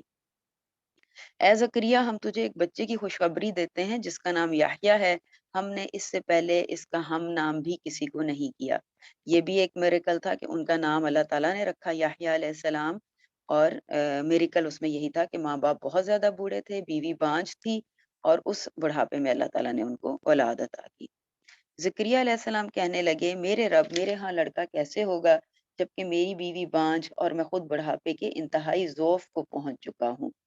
ارشاد ہوا کہ وعدہ اس طرح ہو چکا، تیرے رب نے فرما دیا ہے کہ مجھ پر تو یہ بالکل آسان ہے، اور تو خود جبکہ کچھ نہ تھا میں نے تجھے پیدا کیا۔ کہ اللہ تعالیٰ نے آدم علیہ السلام کو جب کچھ بھی نہیں تھا تو مٹی سے پیدا کیا، تو رب اللہ تعالیٰ کے ہاں ہر چیز ممکن ہے۔ کہنے لگے، میرے پروردگار، میرے لیے کوئی علامت مقرر فرما دے۔ ارشاد ہوا کہ تیرے لیے علامت یہ ہے کہ بھلا چنگا ہونے کے باوجود 3 راتوں تک کسی سے بات نہ کر سکے گا، یعنی کہ آپ ٹھیک ٹھاک ہوں گے، تندرست ہوں گے، کوئی بیماری نہیں ہوگی، لیکن یہ ایک نشانی تھی کہ وہ تیری زبان سے گفتگو نہ ہو سکے گی، تو سمجھ جانا کہ خوشخبری ہے۔ اب زکریا علیہ السلام اپنے حجرے سے نکل کر اپنی قوم کے پاس آ کر انہیں اشارہ کرتے ہیں کہ تم صبح و شام اللہ کی تسبیح بیان کرو۔ اے یحییٰ، میری کتاب کو مضبوطی سے تھام لے، اور ہم نے اسے لڑکپن سے ہی دانائی عطا فرمائی۔ اب یحییٰ علیہ السلام کی ولادت ہو چکی ہے، اور ابھی وہ بچے ہی تھے، تو اللہ تعالیٰ نے ان کو کتاب کو مضبوطی سے پکڑنے اور اس پر عمل کرنے کا حکم دیا، اور کتاب سے مراد تورات ہے، یا پھر کوئی مخصوص نازل کردہ کتاب بھی ہو سکتی ہے جس کا اب علم نہ ہو۔ اور اپنے پاس سے شفقت اور پاکیزگی بھی وہ پرہیزگار شخص تھا، یعنی کہ اللہ تعالیٰ نے ان کو دانائی، عقل، شعور، کتاب، سمجھ، علم، عمل، سب کچھ اللہ تعالیٰ نے ان کو عطا فرمایا۔ اپنے ماں باپ سے نیک سلوک کرنے والا تھا، اور وہ سرکش اور گناہگار نہ تھا، یعنی کہ اپنے ماں باپ کی نافرمانی کرنے والا نہیں تھا۔ اور یہ بھی کہتے ہیں کہ اللہ تعالیٰ ہی ہوتا ہے جو اولاد کے دل میں ماں باپ کی خدمت کا جذبہ ڈال دیتا ہے، تو اللہ تعالیٰ نے ان کے دل میں یہ جذبہ ڈال کے ان کے اوپر اپنا خاص کرم کیا۔ اس پر سلام ہے جس دن وہ پیدا ہوا اور جس دن وہ مرے اور جس دن وہ زندہ کر کے اٹھایا جائے گا۔ یعنی کہ یہ آپ دیکھیں کہ یہ 3 موقع ایسے ہوتے ہیں جو ذرا سخت ہوتے ہیں، کہ جب انسان ماں کے پیٹ سے باہر آتا ہے، یا جب موت کا وقت آتا ہے، اور جب اسے قبر سے اٹھایا جائے گا۔ تو اللہ تعالیٰ نے فرمایا کہ ان تینوں جگہوں میں اس کے لیے ہماری طرف سے سلامتی اور امان ہے۔ اب کچھ لوگ جو ہیں وہ اس آیت کو یوم ولادت یا عید میلاد النبی کا جواز بھی پیش کرتے ہیں اس سے، کہ سلام ہے اس دن جس دن وہ پیدا ہوا۔ لیکن یعنی کہ پھر آپ دیکھیں اگر صرف پیدائش کی بات تو نہیں ہے، یہاں پہ تو موت کی بھی بات ہو رہی ہے، تو موت پہ تو عید نہیں منائی جا سکتی، اس لیے ان کا جو یہ اس آیت سے یہ اخذ کرنا یہ بالکل غلط ہے۔ اس کتاب میں مریم کا بھی واقعہ بیان کر جبکہ وہ اپنے گھر کے لوگوں سے علیحدہ ہو کر مشرق کی جانب آئیں اور ان لوگوں کی طرف سے پردہ کر لیا، پھر ہم نے اس کے پاس اپنی روح یعنی جبرائیل علیہ السلام کو بھیجا، بس وہ اس کے سامنے پورا آدمی بن کر ظاہر ہوا۔ یعنی کہ جبرائیل علیہ السلام اپنی جو ہے وہ آدمی کی شکل میں ان کے سامنے آئے ایک دم سے، اور وہ پردے میں تھی، یعنی کہ حجرے میں ہر وقت رہتی تھی۔ یہ کہنے لگی میں تجھ سے رحمان کی پناہ مانگتی ہوں اگر تو کچھ بھی اللہ سے ڈرنے والا ہے، یعنی کہ ڈر گئی ایک دم ایک آدمی کو دیکھ کے، تو اللہ کی پناہ مانگی فوراً۔ اس نے جواب دیا میں تو اللہ کا بھیجا ہوا قاصد ہوں، تجھے ایک پاکیزہ لڑکا دینے آیا ہوں۔ کہنے لگی میرے ہاں بچہ کیسے ہو سکتا ہے، مجھے تو کسی انسان کا ہاتھ تک نہیں لگا اور نہ ہی میں بدکار ہوں۔ اس نے کہا بات تو یہی ہے لیکن تیرے پروردگار کا ارشاد ہے کہ وہ مجھ پر بہت بہت ہی آسان ہے، ہم تو اسے لوگوں کے لیے ایک نشانی بنا دیں گے اور اپنی خاص رحمت سے، یہ تو ایک طے شدہ بات ہے کہ اللہ کے ہاں یہ بہت آسان ہے۔ اور جب اللہ تعالیٰ آدم علیہ السلام کو پیدا کر سکتا ہے، یحییٰ علیہ السلام کو اور حوا علیہ السلام کو آدم علیہ السلام سے پیدا کر سکتا ہے، تو وہ بغیر باپ کے اولاد دے سکتا ہے۔ بس وہ حمل سے ہو گئیں اور اس وجہ سے وہ یکسو ہو کر ایک دور کی جگہ چلی گئیں۔ پھر درد ذہ یعنی کہ جو پینز ہوتی ہیں ڈلیوری کے وقت، اسے ایک کھجور کے تنے کے نیچے لے آیا، بولی کاش میں اس سے پہلے ہی مر گئی ہوتی اور لوگوں کی یاد سے بھی بھولی بسری ہو جاتی۔ اب یہ کہ میں پہلے ہی مر گئی ہوتی، یہ اس وجہ سے نہیں تھا کہ وہ درد تکلیف بہت زیادہ تھی، بلکہ ان کو یہ تھا کہ میں کیسے لوگوں کو جا کے بتاؤں گی جب میرا بچہ ہو جائے گا، یعنی کہ ان کے اندر یہ ایک فیلنگ تھی کہ میں کیسے لوگوں کو فیس کروں گی، کہ لوگوں کی نظروں میں کہیں میں بدکار نہ ٹھہر جاؤں۔ اتنے میں اسے نیچے سے آواز دی کہ غم نہ کر، تیرے رب نے تیرے پاؤں تلے ایک چشمہ جاری کر دیا ہے اور اس کھجور کے تنے کو اپنی طرف ہلا، یہ تیرے سامنے تازہ پکی کھجوریں گرا دے گا۔ اب چین سے کھا پی اور آنکھیں ٹھنڈی رکھ، اگر تجھے کوئی انسان نظر پڑ جائے تو کہہ دینا میں نے اللہ کے رحمان کے نام کا روزہ مان رکھا ہے، میں آج کسی سے بات نہ کروں گی۔ یعنی کہ یہ بھی کہہ دیا کہ یہ بھی اشارے سے یعنی کہ بات کرنا ہے۔ ان کے ہاں جو روزہ تھا اس کا مطلب بھی یہی ہوتا تھا کہ کھانے اور بولنے سے پرہیز تھا، یعنی کہ یہ روزہ جو ہے وہ صرف نہ کھانے کا نہیں تھا، نہ بولنے کا بھی تھا۔ تو یعنی کہ روزہ جو ہے وہ اس سے آپ یہ چیز بھی دیکھیں کہ جو ہم روزہ رکھتے ہیں وہ صرف کھانے کا روزہ ہوتا ہے، تو اللہ تعالیٰ ہمیں ایسا روزہ رکھنے کی توفیق عطا فرمائے کہ ہم اپنی زبانوں پر بھی کنٹرول رکھیں اپنے کھانے کے ساتھ ساتھ۔ اب حضرت عیسیٰ علیہ السلام کو لیے ہوئے وہ اپنی قوم کے پاس آئیں، سب کہنے لگے مریم تو نے تو بڑی بری حرکت کی، اے ہارون کی بہن نہ تو تیرا باپ برا آدمی تھا اور نہ تیری ماں بدکار تھی۔ اب یہ جو ہارون کی بہن کہا، اس کا یہ مطلب نہیں ہے کہ وہ ہارون علیہ السلام کی بہن تھی، بلکہ جیسے انبیاء علیہ السلام ایک قوم ہوتے ہیں، ایک ہی خاندان سے وہ تعلق رکھتے ہیں، تو جیسے نسبت ان کی طرف کی گئی، یا یہ بھی کہتے ہیں علماء کہ ہو سکتا ہے ان کا کوئی اپنا بھائی ہو جس کا نام ہارون ہو۔ مریم نے اپنے بچے کی طرف اشارہ کیا، سب کہنے لگے کہ لو بھلا ہم گود کے بچے سے بات کیسے کریں؟ بچہ بول اٹھا کہ میں اللہ کا بندہ ہوں، اس نے مجھے کتاب عطا فرمائی اور مجھے اپنا پیغمبر بنایا۔ یہ حضرت عیسیٰ علیہ السلام کا معجزہ تھا کہ انہوں نے بچپن میں بات کی۔ اس نے مجھے بابرکت کیا ہے جہاں بھی میں ہوں، اور اس نے مجھے نماز اور زکوٰۃ کا حکم دیا ہے جب تک بھی میں زندہ رہوں، اور اس نے مجھے اپنی والدہ کا خدمت گزار بنایا ہے اور مجھے سرکش اور بدبخت نہیں کیا۔ اب اس آیت سے بھی پتہ چلتا ہے کہ مجھے اپنی والدہ کا خدمت گزار بنایا کہ ان کی صرف ماں تھی، اور مجھ پر میری پیدائش کے دن اور میری موت کے دن اور جس دن کہ میں دوبارہ زندہ کھڑا کیا جاؤں گا سلام ہی سلام ہے۔ یہ ہے صحیح واقعہ عیسیٰ ابن مریم کا، یہی ہے وہ حق بات جس میں لوگ شک اور شبے میں مبتلا ہیں۔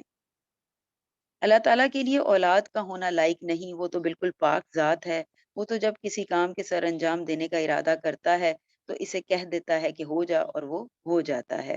اب اس سے اوپر والی آیت میں کیا نا کہ یہ صحیح واقعہ ہے، کیونکہ جو یہود تھے انہوں نے بہت زیادہ یہ کہا کہ عیسیٰ علیہ السلام کو نعوذ باللہ ناجائز بچہ ہے، اور جو نصارہ تھے وہ ویسے ان کی تعظیم میں اتنے بڑھ گئے کہ انہوں نے ان کو خدا ہی بنا لیا۔ تو اللہ تعالیٰ کہہ رہے ہیں کہ یہ دونوں باتیں غلط ہیں، صحیح واقعہ یہ ہے جو ہم نے یہاں بیان کیا ہے۔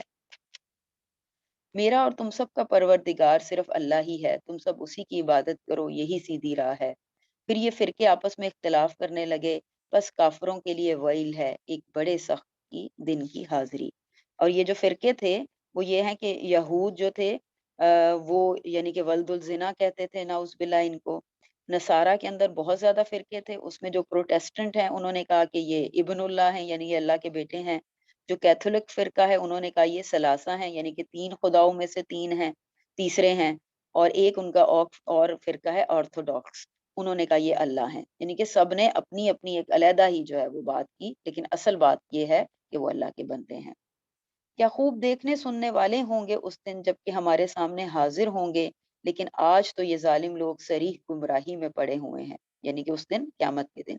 تو انہیں اس رنج اور افسوس کے دن کا ڈر سنا دے جب کہ کام انجام کو پہنچا دیا جائے گا اور یہ لوگ غفلت اور بے ایمانی میں ہی رہ جائیں گے۔ خود زمین کے اور تمام زمین والوں کے وارث ہم ہی ہوں گے اور سب لوگ ہماری ہی طرف لوٹا کر آئیں گے۔ صدق اللہ العظیم۔ بسم اللہ الرحمن الرحیم۔ اور اس کتاب میں ابراہیم کا قصہ بیان کرو، بے شک وہ ایک راست باز انسان اور ایک نبی تھا۔ یہاں پہ جیسے باقی قصے بیان کیے جا رہے ہیں، اب حضرت ابراہیم کا قصہ شروع ہوتا ہے، کیونکہ یہاں سے خطاب کا رخ اہل مکہ کی طرف پھر گیا ہے، جنہوں نے اپنے نوجوان بیٹے، بھائیوں اور دوسرے رشتہ داروں کو اسی طرح خدا پرستی کے جرم میں گھر چھوڑنے پہ مجبور کر دیا تھا، اور حضرت ابراہیم کو بھی ایسے ہی حالات کا پیش آئے تھے، اور قریش کے لوگ ان کو اپنا پیشوا مانتے تھے اور ان کی اولاد ہونے پر عرب میں اپنا فخر جتاتے تھے۔ آگے ہے، انہیں ذرا اس موقع کی یاد دلاؤ جب کہ ان کے اپنے باپ سے کہا کہ ابا جان آپ کیوں ان چیزوں کی عبادت کرتے ہیں جو نہ سنتی ہیں، نہ دیکھتی ہیں اور نہ آپ کا کوئی کام بنا سکتی ہیں۔ یہاں باقی چیزیں تو سمجھ آ رہی ہیں، لیکن ایک چیز اس میں بہت غور طلب ہے کہ ہر بات میں وہ بہت عزت، اپنے باپ کو بہت عزت سے بلا رہے ہیں، بہت پیار سے بار بار یا آباتی کر کے بلا رہے ہیں، کہ جس سے ظاہر ہوتا ہے کہ باپ کی عزت کتنی ہونی چاہیے، کہ حالانکہ وہ کافر بھی تھے پھر بھی وہ بہت عزت اور پیار سے ان سے بات کر رہے تھے۔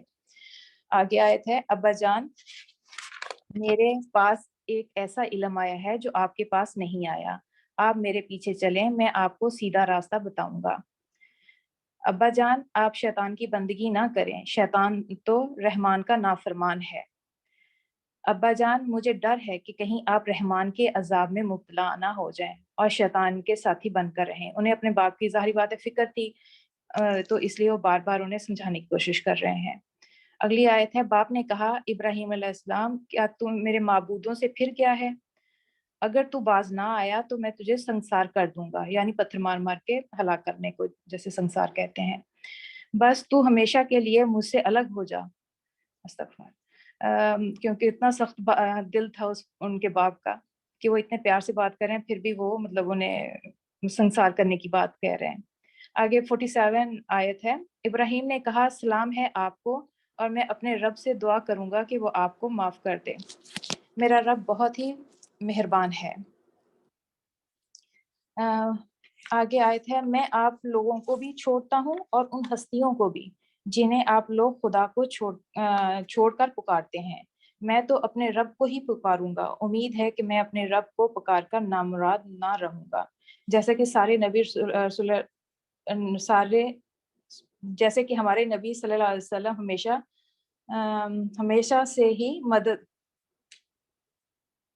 کہ اللہ پر توکل کرتے تھے اور پر امید رہتے تھے، اور جیسے ہمیں پیچھے بھی بات ہوئی ہے کہ ہمیشہ دعا جو ہے وہ اللہ پہ توکل کر کے پورے ایمان کے ساتھ مانگنی چاہیے کہ وہ ضرور قبول ہوگی۔ پس جب وہ ان لوگوں سے اور ان کے معبودان غیر اللہ سے جدا ہو گیا تو ہم نے اس کو اسحاق اور یعقوب جیسی اولاد دی اور ہر ایک کو نبی بنایا اور ان کو اپنی رحمت سے نوازا، ان کو سچی ناموری عطا کی۔ اور ذکر کرو اس کتاب میں موسیٰ کا، وہ ایک چیدہ شخص تھا اور رسول نبی تھا، کہ مخلص شخص تھا وہ۔ آگے ہے، ہم نے اس کو طور کی داہنی جانب سے پکارا اور راز کی گفتگو سے اس کو تقرب عطا کیا، اور اپنی مہربانی سے اس کے بھائی ہارون کو نبی بنا کر اسے اس کے مددگار کے طور پر بھیجا۔ اور اس کتاب میں اسماعیل کا ذکر کرو، وہ وعدے کا سچا تھا اور رسول نبی تھا، اور وہ اپنے گھر والوں کو نماز اور زکوٰۃ کا حکم دیتا تھا اور اپنے رب کے نزدیک ایک پسندیدہ انسان تھا۔ اس کتاب میں ادریس کا ذکر کرو، وہ ایک راست باز انسان اور ایک نبی تھا اور اسے ہم نے بلند مقام پر اٹھایا تھا۔ اس کا میرے خیال میں کہیں اور نہیں ذکر ملتا، دوسری کتابوں میں بائبل وغیرہ میں ہے، جو مطلب میرے خیال میں بھابھی ہی سمجھائیں گی، مجھے اتنا زیادہ اس میں نہیں ہے، سمجھ ہی نہیں آئی اس بات کی کہ وہ کون تھے۔ پروفٹ تو تھے ہی، لیکن وہ ان کا نزول اور سارا کچھ جو تھا وہ نہیں سمجھ آئی۔ بھابھی ابھی بتا دیں گی یا پھر جیسے بعد میں؟ یہ سمجھنے کی ضرورت بھی نہیں ہے، بس ان کا قرآن مجید میں ایک بار ذکر آیا ہے اور اللہ تعالیٰ نے کہہ دیا کہ وہ راست باز تھے، وہ نبی تھے، تو بس ٹھیک ہے، نبی تھے۔ اور کہیں یہ آتا ہے کہ حضرت نوح علیہ السلام سے پہلے تھے، کہیں آتا ہے بعد میں تھے، یعنی کہ جی قرآن وہی مجید ڈفرینٹ کا ہی آ کوئی رہا ہے اس میں۔ چلیں آگے میں چلتی ہوں۔ یہ وہ پیغمبر ہیں جن پر اللہ نے انعام فرمایا آدم علیہ السلام کی اولاد میں سے، اور ان لوگوں کی نسل سے جنہوں نے ہم نے نوح کے ساتھ کشتی پہ سوار کیا، اور ابراہیم کی نسل سے اور اسرائیل کی نسل سے، اور یہ ان لوگوں میں سے تھے جن کو ہم نے ہدایت بخشی اور برگزیدہ کیا۔ ان کا حال یہ تھا کہ جب رحمان کی آیات ان کو سنائی جاتی تو روتے ہوئے سجدے میں گر جاتے۔ یہاں پہ آیت سجدہ ہے، تو یہ بعد میں ہم سجدہ کر لیں گے انشاءاللہ۔ اور اگلی آیت ہے، پھر ان کے بعد وہ ناخلف لوگ ان کی جانشین ہوئے جنہوں نے نماز کو ضائع کیا اور خواہش نفس کی پیروی کی، پھر قریب ہے کہ وہ گمراہی کے انجام سے دوچار ہوں۔ جیسے کہ اب ہم جانتے ہیں کہ نماز جو ہے اولین رابطہ ہے اللہ اور انسان مومن کے درمیان۔ یہ بندھن ٹوٹتے ہی آدمی خدا سے دور ہوتا چلا جاتا ہے، اور جب دل خدا کی یاد سے غفلت میں رہنے لگتا ہے اور غفلت بڑھتی جاتی ہے اور انسان اپنے نفس کا غلام بن جاتا ہے۔ اللہ ہمیں بچائے۔ آگے ہے، البتہ وہ توبہ کر لیں اور ایمان لے آئیں اور نیک عملی اختیار کر لیں، وہ جنت میں داخل ہوں گے اور ان کی ذرہ برابر حق تلفی نہ ہوگی۔ ان کے لیے ہمیشہ رہنے والی جنتیں ہیں جس کا رحمان نے اپنے بندوں سے در پردہ وعدہ کر رکھا ہے، اور یقیناً یہ وعدہ پورا ہو کر رہنا ہے۔ 62 ہے، وہاں جو کوئی بےہودہ بات نہ سنیں گے، وہاں وہ کوئی بےہودہ بات نہ سنیں گے، جو کچھ بھی سنیں گے ٹھیک ہی سنیں گے، اور ان کا رزق انہیں فہم صبح شام ملتا رہے گا۔ یہ ہے وہ جنت جس کا وارث ہم اپنے بندوں میں سے اس کو بنائیں گے جو پرہیزگار رہا ہے۔ آگے ہے، اے محمد، ہم تمہارے رب کے حکم کے بغیر نہیں اترا کرتے۔ جو کچھ ہمارے آگے ہے، جو کچھ پیچھے ہے، اور جو کچھ اس کے درمیان ہے، ہر چیز کا مالک وہی ہے اور تمہارا رب بھولنے والا نہیں ہے۔ یہ انداز کلام صاف بتا رہا ہے کہ یہ صورت بڑی دیر کے بعد نازل ہوئی، جس کی وجہ سے رسول پاک صلی اللہ علیہ وسلم اور باقی صحابہ بھی پریشان تھے، اور ان کی اضطراب کی کیفیت تھی۔ جو وہی آنے میں دیر ہو رہی تھی، اضطراب بڑھتا جا رہا تھا۔ تو اس حالت میں جبرائیل علیہ السلام فرشتوں کے جھرمٹ میں تشریف لاتے ہیں۔ پہلے وہ فرمان سناتے ہیں جو موقع کی ضرورت کے لحاظ سے فوراً درکار تھا، پھر اللہ تعالیٰ کے اشارے سے جو چند کلمات اپنی طرف سے کہتے ہیں جن میں حروف تسلی اور صبر و ضبط کی تکلیم کی جاتی ہے۔ آگے ہے، وہ رب ہے آسمانوں کا اور زمین کا اور ان ساری چیزوں کا جو آسمان و زمین کے درمیان ہے، بس تم اس کی بندگی کرو، اس کی بندگی پر ثابت قدم رہو۔ اس آیت میں اللہ تعالیٰ کی تعریف کے بعد کہا جا رہا ہے کہ بندگی پر مضبوطی سے چلو، اور تسلی مطلب جب دیر بھی ہو جائے اللہ کی مدد اور تسلی میں تو گھبراؤ نہیں۔ کیا ہے کہ کوئی ہستی تمہارے علم میں اس کی ہم پایا ہے؟ یہاں پہ اللہ تعالیٰ نہیں آئے اوپر سے، ہاں، کیا ہے کہ کوئی ہستی تمہارے علم میں اس کی ہم پایا ہے؟ تو یہاں پہ سوال کیا جا رہا ہے کہ اللہ تو الہ ہے، کیا کوئی دوسرا الہ بھی ہے تمہارے علم میں؟ اگر تم مانتے ہو کہ اللہ ہی الہ ہے تو اس کی بندگی کرو اور اس کے حکم کے بندے بن کر رہو۔ صدق اللہ العظیم۔ وَيَقُولُ الْإِنسَانُ أَإِذَا مَا مِتُّ لَسَوْفَ أُخْرَجُ حَيًّا۔ یہ جو دو رکوع ہیں ان میں وہی باتیں ریپیٹ ہو رہی ہیں جو ہم پہلے بھی بار بار پڑھ چکے ہیں۔ ترجمہ شروع کرتے ہیں۔ اور انسان کہتا ہے کیا جب میں مر جاؤں گا البتہ یقیناً مجھے زندہ نکالا جائے گا؟ اور کیا انسان اتنا ہی یاد نہیں کرتا کہ یقیناً ہم نے اس سے پہلے اسے تخلیق کیا جبکہ وہ کچھ بھی نہ تھا؟ پس آپ کے رب کی قسم ہم ضرور ان کفار کو شیطانوں کے ہمراہ اکٹھا کریں گے، پھر ہم ضرور انہیں گھٹنوں کے بل گرے ہوئے جہنم کے گرد حاضر کریں گے، پھر ہم ضرور ہر گروہ سے اسے کھینچ کر الگ کریں گے جو ان میں سے رحمان کے خلاف سرکشی میں سخت تر تھا۔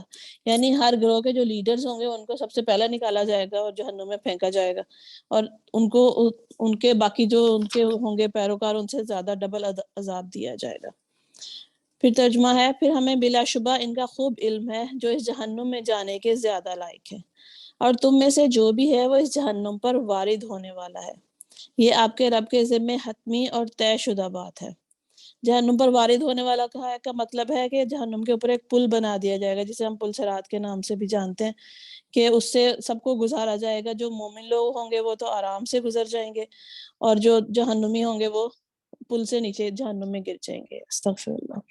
پھر ہم متقی لوگوں کو نجات دیں گے اور ہم ظالموں کو اس میں گھٹنوں کے بل گرے ہوئے چھوڑ دیں گے۔ اور جب ان پر ہماری واضح آیات تلاوت کی جاتی ہیں تو کافر مومنوں سے کہتے ہیں فریقین میں سے کس کا مقام بہتر اور کس کی مجلس زیادہ اچھی ہے۔ یہ وہ اس لیے کہتے تھے کہ مسلمانوں کے جو تھے گروہ ان میں زیادہ تر غریب لوگ تھے، کہ عمار رضی اللہ عنہ، بلال، صہیب جیسے فقیر لوگ تھے، جبکہ کافروں میں ابو جہل، نضر بن حارث، عتبہ، شیبہ جیسے رئیس و مالدار لوگ تھے۔ تو اس لیے کہتے تھے جہاں زیادہ مالدار ہیں انہی کی مجلس زیادہ اچھی ہے، یہ تو سارے جو ہے نارمل سے عام سے لوگ ہیں۔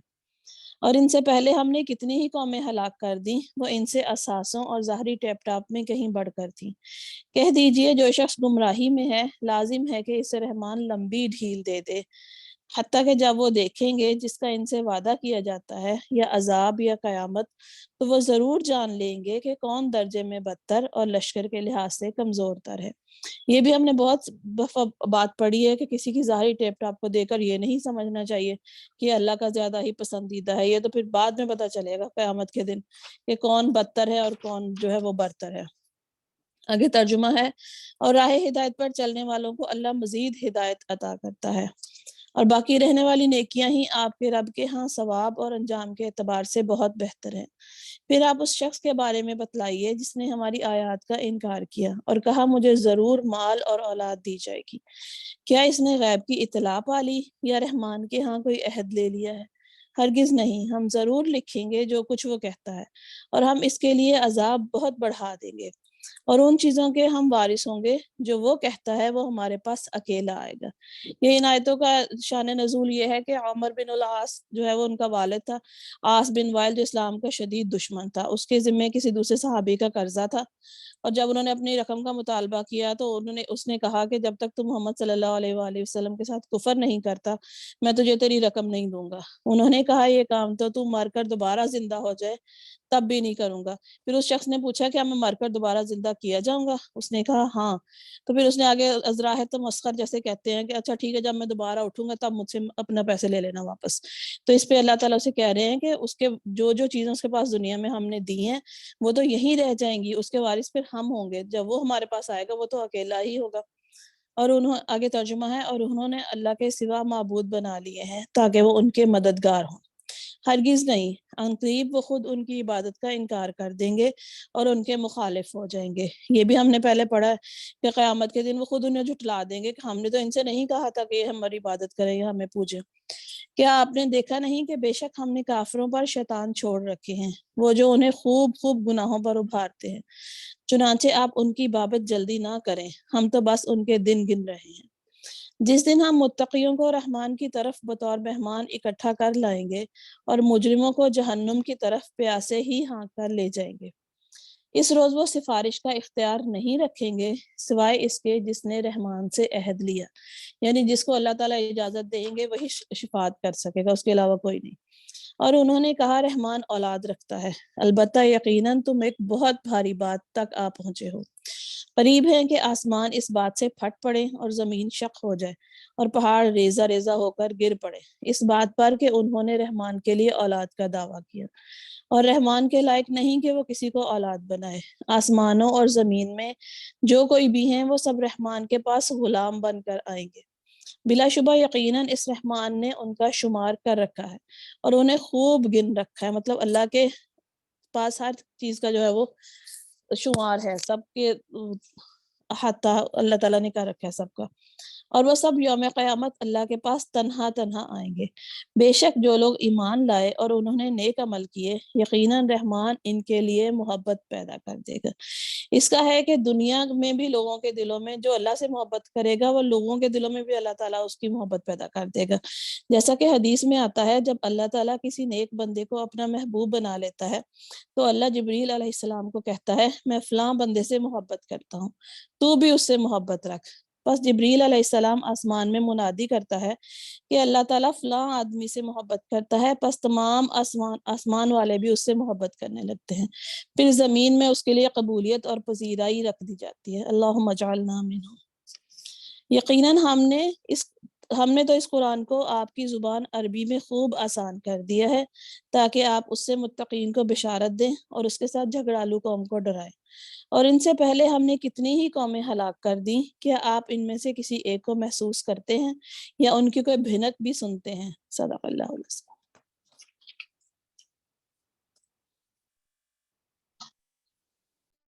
اب جو نیکسٹ سورت ہے وہ سورۃ طٰہٰ ہے۔ اس کا میں پہلے تھوڑا سا بیک گراؤنڈ آپ کو بتا دیتی ہوں۔ اس سورہ کا زمانہ نزول سورہ مریم کے زمانے کے قریب ہی کا ہے۔ ممکن یہ ہے کہ ہجرت حبشہ کے بعد یہ نازل ہوئی ہے۔ بہرحال یہ امر یقینی ہے کہ حضرت عمر رضی اللہ تعالیٰ عنہ کی قبول اسلام سے پہلے یہ نازل ہو چکی۔ ان کے قبول اسلام کی سب سے زیادہ مشہور اور معتبر روایت یہ ہے کہ جب وہ نبی کریم صلی اللہ علیہ وسلم کو قتل کرنے کی نیت سے نکلے تو راستے میں ایک شخص نے ان سے کہا کہ پہلے اپنے گھر کی خبر تو لو، تمہاری اپنی بہن اور بہنوئی اس نئے دین میں داخل ہو چکے ہیں۔ یہ سن کر حضرت عمر رضی اللہ تعالیٰ عنہ سیدھے بہن کے گھر پہنچے۔ وہاں ان کی بہن فاطمہ بنت خطاب اور ان کے بہنوئی سعید بن زید بیٹھے ہوئے حضرت خباب بن ارد سے ایک صحیفے کی تعلیم حاصل کر رہے تھے۔ حضرت عمر کے آتے ہی ان کی بہن نے صحیفے فوراً چھپا دیا، مگر حضرت عمر اس کے پڑھنے کی آواز سن چکے۔ انہوں نے پہلے کچھ پوچھ گچھ کی، اس کے بعد بہنوئی کو مارنا شروع کر دیا۔ بہن نے بچانا چاہا تو انہیں بھی مارا، یہاں تک کہ ان کا سر پھٹ گیا۔ آخرکار بہن اور بہنوئی دونوں نے کہا کہ ہاں ہم مسلمان ہو چکے ہیں۔ حضرت عمر اپنی بہن کا خون بہتے دیکھ کر کچھ پشیمان سے ہو گئے اور کہنے لگے کہ اچھا مجھے بھی وہ چیز دکھاؤ جو تم لوگ پڑھ رہے تھے۔ بہن نے پہلے قسم لی کہ وہ اسے پھاڑ نہ دیں گے، پھر کہا کہ جاؤ جب تک تم غسل نہ کر لو گے اس پاک صحیفے کو ہاتھ نہیں لگا سکتے۔ حضرت عمر رضی اللہ تعالیٰ عنہ نے غسل کیا اور پھر وہ صحیفے کو لے کر پڑھنا شروع کیا۔ اس میں یہی سورۃ طٰہٰ لکھی ہوئی تھی۔ پڑھتے پڑھتے یک لخت ان کی زبان سے نکلا، کیا خوب کلام ہے۔ اسی وقت جا کر حضرت عمر رضی اللہ تعالیٰ عنہ نے نبی کریم صلی اللہ علیہ وسلم کی خدمت میں اسلام قبول کر لیا، اور کہا جاتا ہے کہ نبی کریم صلی اللہ علیہ وسلم نے یہ دعا بھی کی تھی کہ اے خدایا یا تو ابو جہل یا عمر بن خطاب دونوں میں سے کسی کو اسلام کا حامی بنا دے۔ اچھا، اب اس سورہ کا آغاز جو ہے اس طرح سے ہوتا ہے کہ اے محمد صلی اللہ علیہ وسلم، یہ قرآن تم پر کچھ اس لیے نازل نہیں کیا گیا ہے کہ خواہ مخواہ بیٹھے بٹھائے تم کو ایک مصیبت میں ڈال دیا جائے۔ تم سے یہ مطالبہ نہیں ہے کہ پتھر کی چٹانوں سے دودھ کی نہر نکالو، نہ ماننے والوں کو منوا کر چھوڑو اور ہر دھرم لوگوں کے دلوں میں ایمان پیدا کر کے دکھاؤ۔ یہ تو بس ایک نصیحت ہے اور یاد دہانی ہے۔ اب شروع کرتے ہیں۔ بسم اللہ الرحمن الرحیم، شروع اللہ کے نام سے جو بڑا مہربان نہایت رحم کرنے والا ہے۔ طٰہٰ، یہ حروف مقطعات ہیں جن کا علم صرف اللہ اور اس کے نبی کو ہی ہے۔ ہم نے یہ قرآن تم پر اس لیے نازل نہیں کیا ہے کہ تم مصیبت میں پڑ جاؤ، یہ تو ایک یاد دہانی ہے ہر اس شخص کے لیے جو ڈرے۔ یعنی قرآن جو ہے وہ ایک یاد دہانی ہے اور اس لیے بھیجی گئی ہے کہ جس کے دل میں خدا کا کچھ خوف ہو وہ اسے سن کر ہوش میں آ جائے، یعنی سیدھا ہو جائے، اور جنہیں اس کی کچھ پرواہ نہیں ہے کہ حق کیا ہے اور باطل کیا، ان کے پیچھے پڑنے کی تمہیں کوئی ضرورت نہیں۔ آگے ترجمہ ہے، نازل کیا گیا ہے اس ذات کی طرف سے جس نے پیدا کیا ہے زمین کو اور بلند آسمانوں کو، وہ رحمان کائنات کے تخت سلطان پر جلوہ فرما ہے۔ یعنی پیدا کرنے کے بعد کہیں یہ جا کر سو نہیں گیا، بلکہ اپنے کارخانہ تخلیق کا سارا انتظام چلا رہا ہے، خالق ہی نہیں ہے بلکہ بالفعل حکمراں بھی ہے۔ آگے ترجمہ ہے، مالک ہے ان سب چیزوں کا جو آسمان اور زمین میں ہے اور جو زمین اور آسمان کے درمیان ہے اور جو مٹی کے نیچے ہے۔ تم چاہے اپنی بات پکار کر کہو تو وہ چپکے سے تم چاہے اپنی بات پکار کر کہو وہ تو چپکے سے کہی ہوئی بات بلکہ اس سے مخفی تر بات بھی جانتا ہے۔ وہ اللہ ہے اور اس کے سوا کوئی خدا نہیں، اس کے لیے بہترین نام ہے۔ یعنی ساری خوبیاں، ساری صفات، ساری جو خوبصورتی ہے صرف اور صرف اللہ ہی کے لیے ہے۔ اچھا، اس کے بعد اب اس تمہید کے بعد یکا یک جو ہے وہ حضرت موسیٰ علیہ السلام کا قصہ چھیڑا گیا ہے۔ آگے ترجمہ ہے، اور تمہیں کچھ موسیٰ کی خبر بھی پہنچی ہے جبکہ اس نے ایک آگ دیکھی۔ اب یہ اس وقت کا قصہ ہے جب حضرت موسیٰ علیہ السلام چند سال مدین میں جلا وطنی کی زندگی گزارنے کے بعد اپنی بیوی کو، جن سے مدین میں ان کی شادی ہوئی تھی، لے کر مصر کی طرف واپس جا رہے تھے۔ حضرت موسیٰ کے ہاتھوں ایک مصری، کہتے ہیں کہ حضرت موسیٰ کے ہاتھوں ایک مصری ہلاک ہوا تھا اور اس پر انہیں اپنی گرفتاری کا اندیشہ لاحق ہو گیا تھا، تو پھر وہ مصر سے بھاگ کر مدین کی طرف پناہ گزیر ہوئے تھے۔ آگے ہے، اور اپنے گھر والوں سے کہا کہ ذرا ٹھہرو، میں نے ایک آگ دیکھی ہے، شاید کہ تمہارے لیے ایک آدھ انگارہ لے آؤں یا اس آگ پر مجھے راستے کے متعلق کوئی رہنمائی مل جائے۔ اب ایسا محسوس ہوتا ہے کہ جب یہ واقعہ ہوا ہے رات کا وقت تھا اور جاڑے کا زمانہ تھا۔ حضرت موسیٰ علیہ السلام جو ہے وہ جزیرہ نما سینا کے جنوبی علاقے سے گزر رہے تھے۔ دور سے ایک آگ دیکھ کر انہوں نے خیال کیا کہ یا تو وہاں سے تھوڑی سی آگ مل جائے تاکہ وہ بال بچوں کو رات بھر گرم رکھنے کا بندوبست ہو جائے، یا پھر کم از کم وہاں سے یہ پتہ چل جائے کہ آگے مطلب رستہ کدھر ہے۔ خیال یہ تھا کہ دنیا کا راستہ ملنے کا، لیکن دیکھیں وہاں گئے تو وہاں انہیں عقبہ کا راستہ مل گیا۔ آگے ترجمہ ہے، وہاں پہنچا تو پکارا گیا، اے موسیٰ علیہ السلام، میں ہی تیرا رب ہوں، جوتیاں اتار دے، تو وادی مقدس سے طوا میں ہے اور میں نے تجھ کو چن لیا ہے، سن جو کچھ وہی کیا جاتا ہے، میں ہی اللہ ہوں، میرے سوا کوئی خدا نہیں ہے، بس تو میری بندگی کر اور میری یاد کے لیے نماز قائم کر۔ اب یہاں پہ جو نماز قائم کرنے کا کہا گیا ہے، اس کی اصلی غرض پر یہاں پر روشنی ڈالی گئی ہے کہ آدمی خدا سے غافل نہ ہو جائے۔ اس فکر کو تازہ رکھنے کے لیے سب سے بڑا ذریعہ نماز ہے۔ ہر روز کئی بار آدمی کو دنیا کے ہنگاموں سے ہٹا کر خدا کی طرف لے جاتی ہے۔ آگے ترجمہ ہے، قیامت کی گھڑی ضرور آنے والی، میں اس کا وقت مخفی رکھنا چاہتا ہوں تاکہ ہر متنفس اپنی صحیح کے مطابق بدلہ پائے۔ یعنی توحید کے بعد جو دوسری چیز جس کی تعلیم ہر نبی نے دی ہے وہ آخرت ہے۔ ہر شخص نے دنیا میں جو صحیح یعنی جو کوشش کی ہے اس کا بدلہ آخرت میں وہ پائے گا۔ آگے ترجمہ ہے، بس کوئی ایسا شخص جو اس پر ایمان نہیں لاتا اور اپنی خواہش نفس کا بندہ بن گیا ہے، تجھ کو اس گھڑی کی فکر سے نہ روک دے اور نہ تو ہلاکت میں پڑ جائے۔ اور اے موسیٰ علیہ السلام، یہ تیرے ہاتھ میں کیا ہے؟ موسیٰ علیہ السلام نے جواب دیا، یہ میری لاٹھی ہے، اس پر ٹیک لگا کر چلتا ہوں، اس سے میں اپنی بکریوں کے پتے جھاڑتا ہوں، اور بھی بہت سے کام ہیں جو میں اس سے لیتا ہوں۔ تو آپ یہ دیکھیں کہ جواب میں صرف حضرت موسیٰ علیہ السلام یہ بھی کہہ سکتے تھے کہ اتنا بھی کہہ دیتے کہ کافی تھا کہ حضور علیہ السلام یہ لاٹھی ہے، مگر حضرت موسیٰ علیہ السلام نے اس سوال کا جواب جو دیا ہے وہ ان کی اس وقت کی قلبی کیفیت کا ایک دلچسپ نقشہ پیش کرتا ہے تاکہ اس سے زیادہ دیر تک وہ اللہ تعالیٰ سے ہم کلام ہو سکتے۔ آگے ترجمہ ہے، فرمایا پھینک دے اس کو موسیٰ، اس نے پھینک دیا اور یکا یک وہ ایک سانپ تھی جو دوڑ رہا تھا۔ فرمایا پکڑ لے اس کو اور ڈر نہیں، ہم اسے پھر ویسا ہی کر دیں گے جیسے یہ تھی، اور ذرا اپنا ہاتھ اپنے بغل میں دبا، چمکتا ہوا نکلے گا بغیر کسی تکلیف کے، یعنی ایسا روشن ہو جائے گا جیسے سورج، مگر تمہیں اس سے کوئی تکلیف نہیں ہوگی۔ یہ دوسری نشانی ہے، اس لیے کہ ہم تجھے اپنی بڑی نشانیاں دکھانے والے ہیں. اب تو فرعون کے پاس جا، وہ سرکش ہو گیا ہے. یہاں پر جیسا کل بھی بتایا تھا کہ دو جو ہے نشانیاں اللہ تعالیٰ نے انہیں ابتدائی دور میں ہی دے دی تھی، جس میں سے یہ دو تھیں جو ابھی بتائی گئی ہیں. صدق اللہ العظیم. جزاک اللہ خیر. اعوذ باللہ من الشیطان الرجیم. رب اشرح لی صدری ویسر لی امری واحلل عقدۃ من لسانی یفقہوا قولی. بڑی خوبصورت دعا سے اس کا آغاز ہو رہا ہے، اور اس کے یہ دعائیں یہ والی جو دعائیں ہیں وہ حفاظ کو بھی یاد کرائی جاتی ہیں.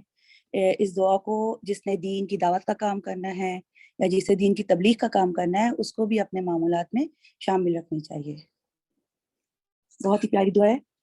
ترجمہ ہے اس کا کہ موسیٰ علیہ السلام نے عرض کیا، پروردگار میرا سینہ کھول دے اور میرے کام کو میرے لیے آسان کر دے اور میری زبان کی گرہ سلجھا دے تاکہ لوگ میری بات سمجھ سکیں. یعنی اس سے مراد کیا ہے کہ اچھے طریقے پر کہ اے اللہ میں تیرا کلام پیش کر سکوں، کیونکہ وہ ظالم و جابر بادشاہ ہے، اس کے دربار میں جا کر بات کرنی ہے، تو میرا سینہ بھی کشادہ کر دے اور میری زبان کو بھی کھول دے تاکہ وہ میری بات کو سمجھ سکیں. آگے کا ترجمہ ہے، اور میرے لیے میرے اپنے کنبے سے ایک وزیر مقرر کر دے، ہارون جو میرا بھائی ہے. ہارون جو ان کے بھائی تھے، جو ان سے کہا جاتا ہے کہ 3 سال ہی ان سے بڑے تھے. اس کے ذریعے سے میرا ہاتھ مضبوط کر اس کو میرے کام میں شریک کر دے تاکہ ہم خوب تیری پاکی بیان کریں اور خوب تیرا چرچا کریں. تو ہمیشہ ہمارے حال پر نگراں رہا ہے. فرمایا، دیا گیا جو تو نے مانگا اے موسیٰ، ہم نے پھر ایک مرتبہ تجھ پر احسان کیا. یعنی یہاں پر اللہ تعالیٰ نے اللہ سبحانہ تعالیٰ حضرت موسیٰ علیہ السلام کو ایک ایک کر کے سارے احسانات یاد دلاتا ہے کہ جو پیدائش سے لے کر اب تک جو ان پر اللہ نے کیے ہیں. یاد کرو وہ وقت جب کہ ہم نے تیری ماں کو اشارہ کیا، ایسا اشارہ جو وحی کے ذریعے سے ہی کیا جاتا ہے، کہ اس بچے کو صندوق میں رکھ دے اور صندوق کو دریا میں چھوڑ دے. واقعہ تو بڑا مشہور سا ہے یہ والا، جو فرعون نے اعلان کر دیا تھا نا کہ جو بنی اسرائیل میں لڑکا پیدا ہوگا اسے قتل کر دیں گے. تو اب ان کی ماں کا دل یادمت بے قرار ہو گیا کہ ان کے دل میں اللہ نے کیا ڈالا کہ صندوق میں رکھو اس بچے کو اور دریا کے حوالے کر دو، اور دریا جب پہنچے گا فرعون کے محل کے کنارے وہاں انہیں اٹھا لیا جائے گا، اور باقی لازمت سارے بچوں کو تو قتل کرنے کا اعلان ہو ہی چکا تھا. تو وہی دیکھیں نا، اب جس بچے نے کل اس کے خلاف تحریک برپا کرنی ہے وہ خود فرعون کے محل کے اخراجات پر پرورش پائے گا. دیکھیں اللہ کی شان. یہ واقعہ ہم سورہ کی تفصیل جو ہے سورہ قصص میں بھی پڑھیں گے. یاد کرو وہ وقت جب کہ ہم نے تیری ماں کو دریا اسے ساحل پر پھینک دے گا اور اسے میرا دشمن اور اس بچے کا دشمن اٹھا لے گا. یعنی کہ اللہ کیا فرما رہا ہے، میرا دشمن یعنی کہ جو اللہ کے کسی بھی رسول کا دشمن ہوگا وہ دراصل کس سے دشمنی کر رہا ہے، اللہ سے کر رہا ہے.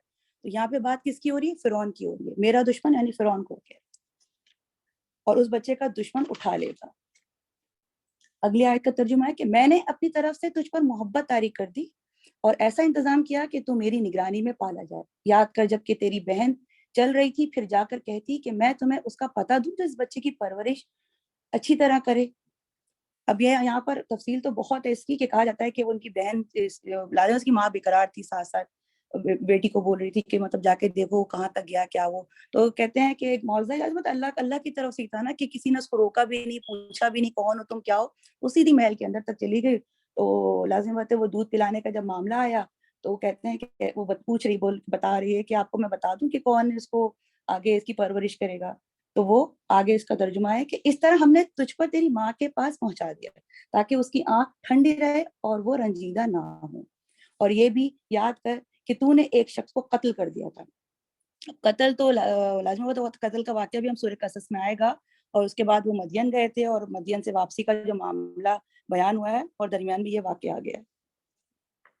اگلی آیت کا ترجمہ ہے کہ ہم نے تجھے اس پھندے سے نکالا اور تجھے مختلف آزمائشوں سے گزارا اور تو مدین کے لوگوں میں کئی سال ٹھہرا رہا، پھر اب ٹھیک اپنے وقت پر تو آ گیا. یعنی کہ یہ آ گئے، معجزات بھی عطا ہو گئے، اظہار نبوت بھی ہو گیا، اور اب جائیں گے کہاں، فرعون کے دربار کی طرف.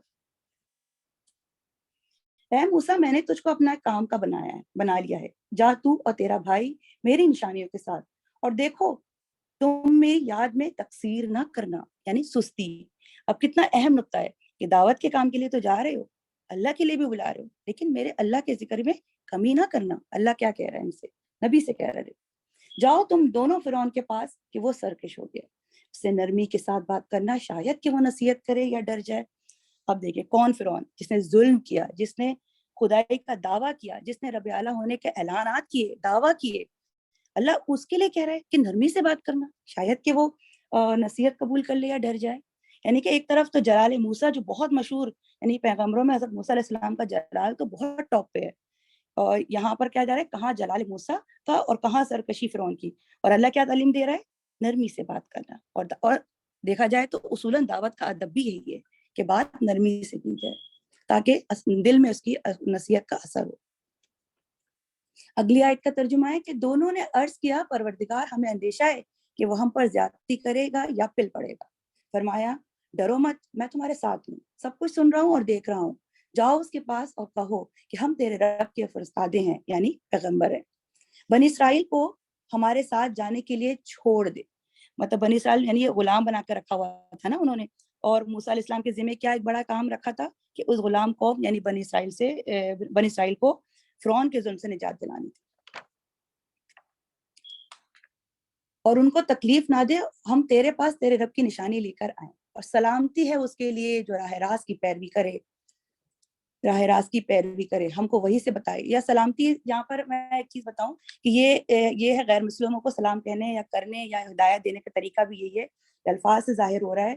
اگر آپ اس کی عربی ٹرانسلیشن میں جائیں تو یہ آپ اس طرح بھی کہہ سکتے ہیں، اور اگر آپ سے کوئی پوچھے کوئی نان مسلم کہ یہ آپ کیا مطلب ہمیں کہہ رہے ہیں، تو یہ ایک طرح سے ان کے لیے ہدایت کی دعا ہے۔ وہ اگر کہیں بھی تو ان سے کہو کہ ہم نے تم سے، ان سے کہنا کہ یہ بہت بڑا سلام ہمیں تمہیں کر رہے ہیں، کہ ہدایت ہے کہ اللہ تعالیٰ کی سلامتی ہے اس کے لیے جو راہ راست کی پیروی کریں۔ اکثر لوگ میں نے دیکھا نان مسلم کو بھی السلام علیکم ورحمۃ اللہ کہتے ہیں، نہیں، یہ مسلمانوں کے لیے۔ اگر آپ وہ کسی غیر مسلم کو تو اس طرح بھی بولا جا سکتا ہے۔ ہم کو وہی سے بتایا گیا ہے کہ عذاب ہے اس کے لیے جو جھٹلائے اور منہ موڑے۔ اگلی آیت کا ترجمہ ہے فرعون نے کہا اچھا تو پھر تم دونوں کا رب کون ہے موسیٰ؟ اب لازم ہے یہاں موسیٰ سے خطاب اس لیے ہو رہا ہے کہ یہ ساری بات موسیٰ علیہ السلام ہی کر رہے تھے ان سے، تو خطاب بھی انہی سے ہو رہا ہے۔ اور کتنا چپتا ہوا سوال کیا ہے اس نے، تیش دلا رہا ہے نا، بھڑکا رہا ہے کہ بتاؤ پچھلی قوم، مطلب اب تم کیا ہوا ان قوموں کا، مطلب اب ان سے نا کس طرح کی باتیں وہ کر رہا آگے۔ ابھی آپ دیکھیں موسیٰ نے جواب دیا، جواب بھی موسیٰ علیہ السلام دے رہے ہیں کہ ہمارا رب وہ ہے جس نے ہر چیز کو اس کی ساخت بخشی، پھر اس کو راستہ بتایا۔ مطلب ساخت بخشی مطلب سبھی کو اندازہ ہے کہ مچھلی کو تیرنا سکھایا، پرندوں کو اڑنا سکھایا، راستے کس طرح ہیں، یہ سب تفصیل میں جانے کی ضرورت نہیں، یہ سب الحمدللہ ہم سب جانتے ہیں۔ فرعون بولا اور پہلے جو نسلیں گزر چکی ہیں ان کی پھر کیا حالت تھی۔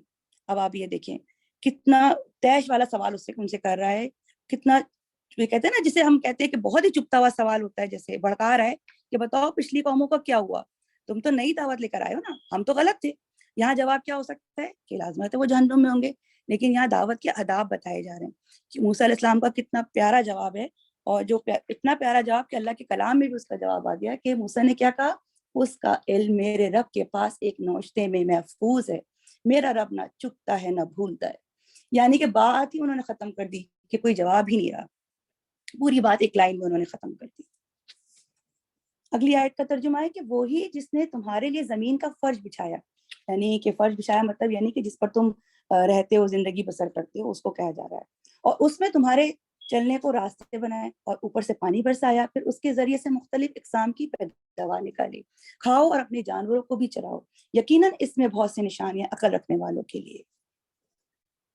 اگلا رکوع ہے اسی زمین سے ہم نے تم کو پیدا کیا، اسی میں تو ہم تمہیں واپس لے جائیں گے اور اسی سے تم کو دوبارہ نکالیں گے۔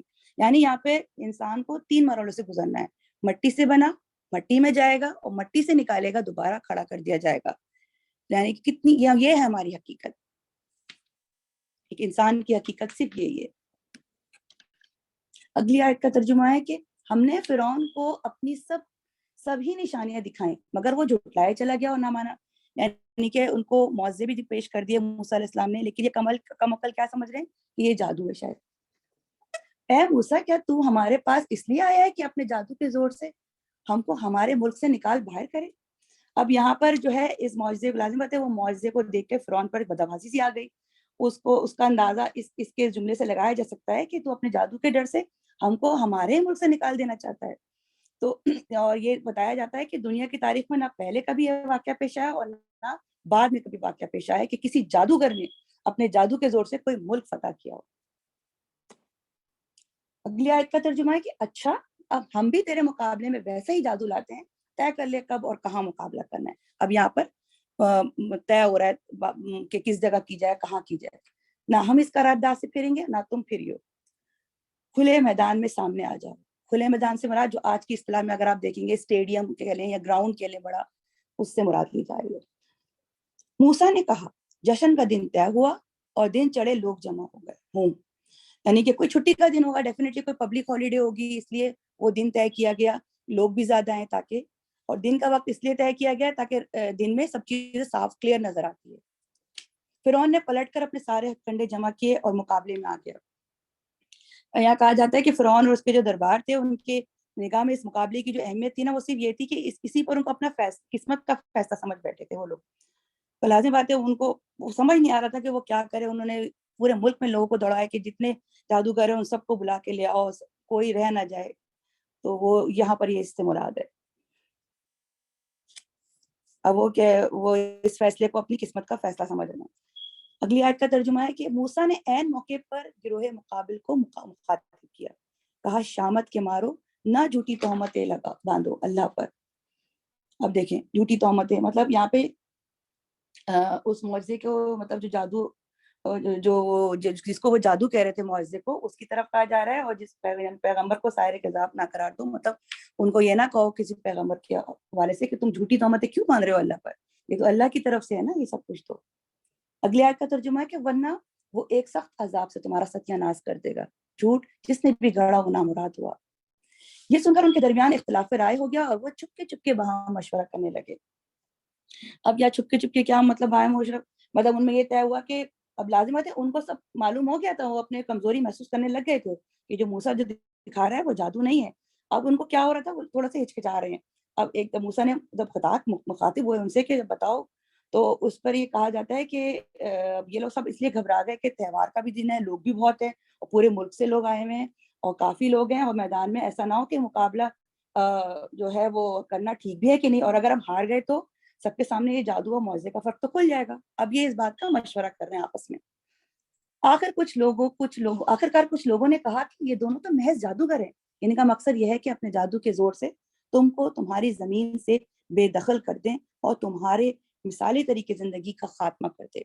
یعنی یہاں پہ تعصب کی آگ بھڑکا کر ملک کے جو بااثر حکمران طبقے جو رہے ہیں ان کو جوش دلا رہا ہے, اور انہیں یہ خوف دلا رہا ہے کہ اگر موسیٰ کے پاس اقتدار آ گیا تو تمہارے ہاتھوں سے ملک نکل جائے گا, تو تمہاری آئیڈیل لائف بالکل بے معنی ہو جائے گی. تمہاری جو ثقافت ہے, تمہاری تفریحات ہے, اور تمہاری جو خواتین کی آزادیاں ہیں, غرض وہ سب کچھ جس کے بغیر زندگی میں کوئی مزہ نہیں ہے نا, سب غارت ہو جائے گا. اگلی آیت کا ترجمہ ہے کہ اپنی ساری تدبیریں آج اکٹھی کر لو اور ایکا کر کے میدان میں آؤ, یعنی کہ پوری تیاری کے ساتھ آؤ. بس یہ سمجھ لو کہ آج جو غالب رہا وہ جیت گیا. مطلب اب ان کا کیا تھا, جو اس پہ غالب رہا وہی سب کچھ ہے. جادوگر بولے موسیٰ تم پھینکتے ہو یا پہلے ہم پھینکیں؟ موسیٰ علیہ السلام نے کہا نہیں تم پھینکو, تم ہی پھینکو. یک ان کی رسیاں اور ان کی لاٹیاں ان کے جادو کے زور سے موسیٰ علیہ السلام کو دوڑتی ہوئی محسوس ہونے لگی, اور موسیٰ اپنے دل میں ڈر گیا. یعنی کہ کس بات کا ڈر تھا؟ ایک تو ان کو اس بات کا بھی تو ڈر تھا نا کہ میرے بیان میں یا میرے پیش کرنے میں کوئی کمی کا معاملہ نہ رہ گیا ہو, تو وہ بھی ڈر تھا ان کو. ہم نے کہا کہ مت ڈر, تو ہی غالب رہے گا, پھینک جو کچھ تیرے ہاتھ میں. ابھی ان کی ساری بناوٹی چیزوں کو نگلے جاتا ہے. یہ کچھ بنا کر لائے ہیں تو یہ تو جادوگر کا فریب ہے, اور جادوگر کبھی کامیاب نہیں ہو سکتا خواہ کسی شان سے ہوا ہے. آخر کو یہی ہوا کہ سارے جادوگر سجدے میں گرا دیے گئے. مطلب وہ کہتے ہیں کہ معجزہ کیا ہو گیا, وہ انہوں نے جو پھینکا نا وہ ازدا کی طرح تھا, تمام لاٹھیوں اور رسیوں کو نا وہ نگل گیا جو سانپ بن کے نظر آ رہی تھی. تو لازمت ہے وہ جادوگر تھے, وہ سمجھ گئے کہ ان کو یہ صرف لاٹھیوں رسیوں کو نہیں کھا رہا, نگل رہا, اس کے جو ان کا جو جادو کا اثر تھا نا اس کو بھی وہ ختم کر دیا اس نے. تو لازم بات ہے ان کو یہ سب نظر آ گیا کہ یہ کوئی عام مطلب بندہ نہیں ہے, یہ لیکن نبی ہے اور یہ اللہ کی طرف سے ہی بھیجے ہوئے, تو یہ ایک دم سجدے میں گر گئے اور کیا پکار اٹھے. اور آخر کار یہی ہوا کہ سارے جادوگر سجدے میں گرا دیے گئے اور پکار اٹھے, مان لیا ہم نے ہارون اور موسیٰ کے رب کو. اب یہاں پر فرعون کو غصہ بھی آ رہا ہے, لازم بات ہے سب کچھ الٹا پڑ گیا نا معاملہ. اب فرعون کیا کہہ رہا ہے دیکھیں. فرعون نے کہا تم ایمان لے آئے قبل اس کے کہ میں تمہیں اس کی اجازت دیتا. معلوم ہو گیا کہ یہ تمہارا گرو ہے جس نے تمہیں جادوگری سکھائی ہے. معاذ اللہ یہ موسیٰ علیہ السلام کو کہہ رہے ہیں کہ وہ تمہارا گرو ہے. اب میں تمہارے ہاتھ کو مخالف سمتوں سے کٹواتا ہوں اور کھجور کے تنوں پر تم کو سولی دیتا ہوں, پھر تمہیں پتہ چل جائے گا کہ ہم دونوں میں سے کس کا عذاب زیادہ سخت اور دیر پائے, یعنی میں تمہیں زیادہ سخت سزا دے سکتا ہوں یا موسیٰ. اب یہاں پر لازم بات ہے, اس کو نظر آیا کہ سب کچھ ہی الٹا ہو گیا, میرا سارے داؤ الٹے پڑ گئے. اب اس نے سخت سے سخت سزا کا اعلان کیا تاکہ یہ سن کے یہ جو ہے اعتراف جرم کر لیں, اپنا جو کچھ بھی ہے یہ سچ بول دیں گے کہ یہ موسیٰ نے ہمیں کہا تھا سب کچھ کرنے کو, وہ ہمارا گرو ہے, یہ ہمارا استاد ہے. تو اس لیے اتنی سخت سزا انہوں نے رکھی, بتائی اس نے نا. جادوگروں نے جواب دیا, قسم اس ذات کی جس نے ہمیں پیدا کیا, یہ ہرگز نہیں ہو سکتا کہ ہم روشن نشانیاں سامنے آ جانے کے بعد بھی صداقت پر تجھے ترجیح دیں. تو جو کچھ کرنا چاہے کر لے, تو زیادہ سے زیادہ بس اسی دنیا کی زندگی کا تو فیصلہ کر سکتا ہے. یہ ہے ایمان. کیسا کھڑا کر رہا ہے ایمان. ایمان ان جادوگروں کو اس ظالم فرعون کے سامنے کھڑا کر دیا. دیکھو ہم تو اپنے رب پر ایمان لے آئے تاکہ وہ ہماری خطائیں معاف کر دے, اور اس جادوگری سے جس پر تو نے ہمیں مجبور کیا تھا درگزر فرمائے. اللہ ہی اچھا ہے اور وہی باقی رہنے والا ہے. بے شک حقیقت یہ ہے کہ جو مجرم بن کر اپنے رب کے حضور حاضر ہوگا اس کے لیے جہنم ہے جس میں وہ نہ جیے گا نہ مرے گا. استغفر اللہ. اور جو اس کے حضور مومن کی حیثیت سے حاضر ہوگا جس نے نیک عمل کیے ہوں گے, ایسے سب لوگوں کے لیے بلند درجے ہیں, سدا بہار باغ ہیں جن کے نیچے نہریں بہ رہی ہوں گی, ان میں وہ ہمیشہ رہیں گے. اللہ ہمیں بھی ان لوگوں میں شامل فرما. یہ جزا ہے اس شخص کی جو پاکیزگی اختیار کرے. یعنی کہ یہاں پہ تزکیہ نفس کی بات ہو جا رہی کہ جو گناہوں سے اپنے آپ کو پاک کرنا, اور یہ تزکیہ نفس کتنا بڑا عمل ہے. اللہ کہتا ہے کہ یہ جنت تزکیہ کرنے والوں کے لیے ہی ہے. اللہ تعالی ہمیں بھی ایسے لوگوں میں شامل فرمائے. صدق اللہ العظیم. جزاک اللہ خیر. نیکسٹ کس کا ہے؟ بھابھی میرا ہے, کروں کہ نہیں کروں؟ 6 بج گئے. کریں کر لیں, کیونکہ ورنہ پھر زیادہ اکٹھا ہوتا جائے گا. چلیں ٹھیک. آگے ترجمہ ہے نیکسٹ رکوع کا, یہ اسی کو لے کے آگے چلیں گے. ہم نے موسیٰ پر وحی کی کہ اب راتوں رات میرے بندوں کو لے کر چل پڑ اور ان کے لیے سمندر میں سے سوکھی سڑک بنا لے.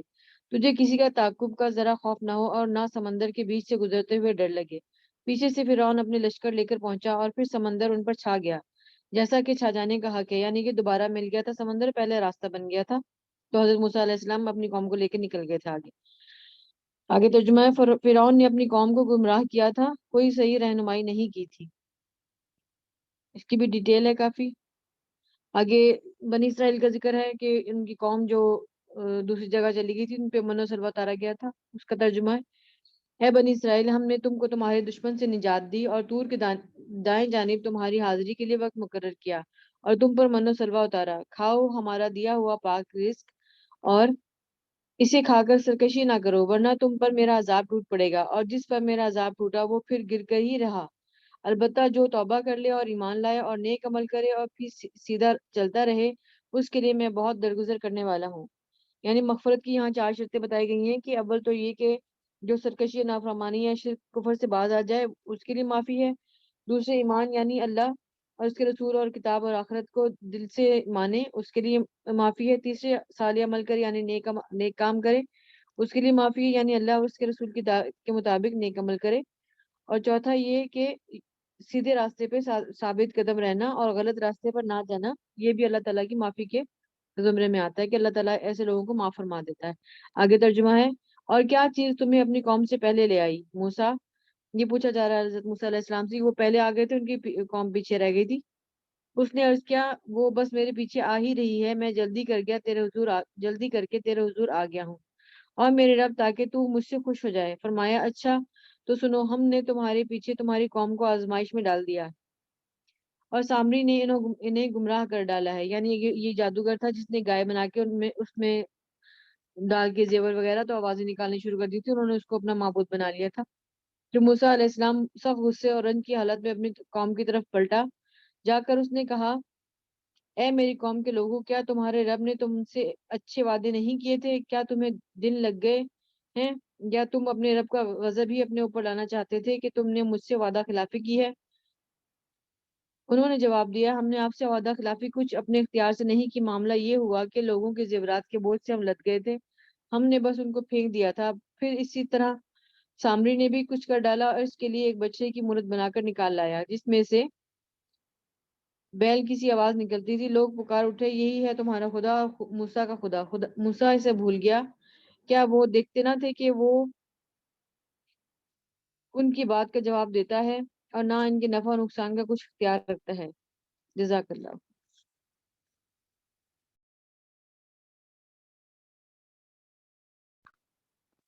ہیلو جی بھابھی کرنا ہے یا 6 بج گئے؟ 6 تو بج گئے ہیں، لیکن اگر آپ کی ڈیٹیل نہیں ہے زیادہ تو پھر کر لیں، کیونکہ قصہ تو یہی چل رہا ہے. ریپیٹیشن نہ کرنا پھر بات کی، یعنی کہ ٹھیک ہے صرف اس چلیں. کو پڑھ لیں بس. ٹھیک ہے جی چلیں. ٹھیک ہے، ایک ہی رکوع ہے میں پڑھتی ہاں ہوں. جی کریں، آپ کریں. اگلا 14واں رکوع ہے. ہارون موسیٰ کے آنے سے پہلے ہی ان سے کہہ چکا تھا کہ لوگوں تم اس کی وجہ سے فتنے میں پڑ گئے ہو. تمہارا رب تو رحمان ہے، بس تم میری پیروی کرو اور میری بات مانو. مگر انہوں نے اس سے کہہ دیا کہ ہم تو اسی کی پرستش کریں گے جب تک موسیٰ واپس نہ آئے. یہی وہ پیچھے والا ذکر ہے کہ حضرت موسیٰ علیہ السلام جب کوہ طور پر گئے تھے تو اپنے بھائی کو ان کے پاس چھوڑ گئے تھے، لیکن ان کی بات جو ہے وہ بنی اسرائیل نے نہیں مانی. موسیٰ قوم کو ڈانٹنے کے بعد ہارون کی طرف پلٹا اور بولا، ہارون تم نے جب دیکھا کہ یہ گمراہ ہو رہے ہیں تو کس چیز نے تمہارا ہاتھ پکڑا تھا؟ میرے طریقے پر عمل نہ کرو. کیا تم نے میرے حکم کی خلاف ورزی کی؟ ہارون نے جواب دیا، اے میری ماں کے بیٹے، میری داڑھی نہ پکڑ، نہ میرے سر کے بال کھینچ. مجھے اس بات کا ڈر تھا کہ تو آ کر کہے گا تم نے بنی اسرائیل میں پھوٹ ڈال دی اور میری بات کا پاس نہ کیا. یہ ہم پڑھ چکے ہیں کہ حضرت جو ہارون علیہ السلام تھے یہ نبی نہیں تھے، اور صرف انہوں نے حضرت موسیٰ علیہ السلام نے ان کو اپنے یعنی مدد کے لیے اللہ تعالیٰ سے کہا تھا کہ بھئی مجھے جو ہے نا، اور وہ بڑے تھے حضرت ہارون علیہ السلام 3 سال بڑے تھے. لیکن یہاں جو کہہ رہے ہیں نا کہ اے میری ماں کے بیٹے، میری داڑھی نہ پکڑ، میرے سر کے بال نہ کھینچ، مطلب یہ تھا کہ ان کے پاس عہدہ تو بڑا نہیں تھا، لیکن ان کی جو ہے نا وہ ایج میں ان سے بڑے تھے، اس لیے وہ ان سے کہہ رہے ہیں کہ اس طرح. آگے آیت کا ترجمہ ہے، موسیٰ نے کہا، اور سامری تیرا کیا معاملہ ہے؟ اس نے جواب دیا، میں نے جو چیز دیکھی ہے جو ان لوگوں کو نظر نہ آئی، پس میں نے رسول کے نقش قدم سے ایک مٹھی اٹھا لی اور اس کو ڈال دیا. میرے نفس نے مجھے ایسا ہی سجھایا. یہ وہی کہتے ہیں کہ جب وہ فرشتے جا رہا تھا تو ان کی مٹی سے وہ وٹی اٹھا کے اس نے اس گائے میں ڈال دی جس سے وہ بولنا شروع ہو گئی تھی. موسیٰ نے کہا، اچھا تو جا، اب زندگی بھر تجھے یہی پکارتے رہنا ہے، مجھے نہ چھونا، مجھے نہ چھونا. تیرے لیے بعض پر اس کا ایک وقت مقرر ہے جو تجھ سے ہرگز نہ ٹلے گا.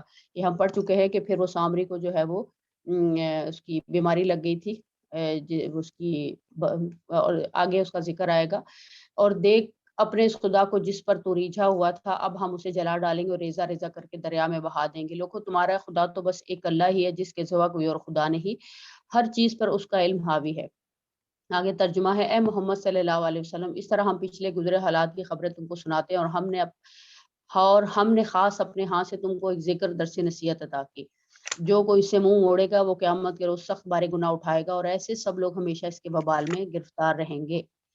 قیامت کے دن ان کے لیے اس جرم کی ذمہ داری کا بوجھ بڑا ہی تکلیف دہ بوجھ ہوگا. اس دن جب سور پھونکا جائے گا اور ہم مجرموں کو اس حال میں گھیر لائیں گے کہ ان کی آنکھیں دہشت کے مارے پتھرائی ہوئی ہوں گی اور آپس میں چپکے چپکے کہیں گے، دنیا میں مشکل ہی سے تو ہم نے کچھ 10 دن گزارے ہوں گے. ہمیں معلوم ہے کہ وہ کیا باتیں کر رہے ہوں گے. ہم یہ بھی جانتے ہیں کہ اس وقت ان میں سے جو زیادہ سے زیادہ محتاط اندازے لگانے والا ہوگا وہ کہے گا کہ نہیں، تمہاری دنیا کی زندگی بس ایک دن کی زندگی تھی. صدق اللہ العظیم. اچھا، ابھی شمائلہ کا اور طاہرہ کا رہتا ہے، بتائیں کرنا ہے یا پھر کل کر بھابھی لیں؟ یہ جو میرا رکھو ہے چھوٹا سا ہی ہے، بالکل 5 منٹ میں ہو جائے گا. ابھی شمائلہ کروا دیں، بہت اوکے چھوٹا ہے. اوکے شمائلہ کرو. اور تم سے پہاڑوں کے بارے میں دریافت کرتے ہیں، کہہ دو کہ خدا ان کو اڑا کر بکھیر دے گا اور زمین کو ہموار میدان کر چھوڑے گا، اور جس میں نہ تم پستی دیکھو گے اور نہ ہی کوئی ٹیلا. اس روز لوگ ایک پکارنے والے کے پیچھے چلیں گے اور اس کی پیروی سے انحراف نہ کر سکیں گے. اور خدا کے سامنے آوازیں پست ہو جائیں گی تو تم آواز حفی کے سوا کوئی آواز نہ سنو گے. یہ اس کے بارے میں قیامت کے دن کے بارے میں کہا جا رہا ہے کہ پہاڑیں بالکل ریزہ ریزہ ہو جائیں گی اور زمین بالکل ہموار ہو جائے گی، اور لوگ جو ہے وہ بالکل دوڑتی ہوئی صرف ایک طرف ہی چلی جا رہی ہوگی، اور جس طرف آواز دیکھیں گے اسی کی طرف بھاگتے ہوئے جائیں گے. اس روز کسی کی سفارش کچھ فائدہ نہ دے گی مگر اس شخص کی جسے خدا اجازت دے اور اس کی بات کو پسند فرمائے. جیسے کہ اللہ تعالیٰ نے رسول صلی اللہ علیہ وسلم کو وعدہ کیا ہے کہ وہ ان کی شفاعت قبول کی جائے گی، اور اس میں یہی ذکر ہے.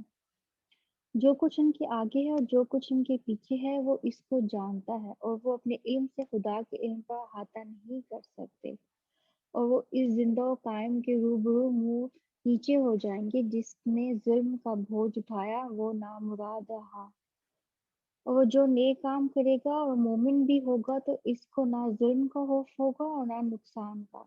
اور ہم نے اس کو اسی طرح کا قرآن عربی نازل کیا ہے اور اسی میں طرح طرح کے ڈراوے بیان کر دیے ہیں تاکہ لوگ پرہیزگار بنے یا خدا ان کے لیے نصیحت پیدا کر دے.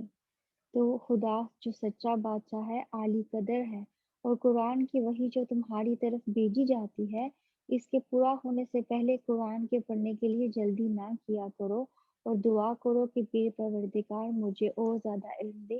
اس کے اندر دعا ہے ربی زدنی علما ظاہر میں.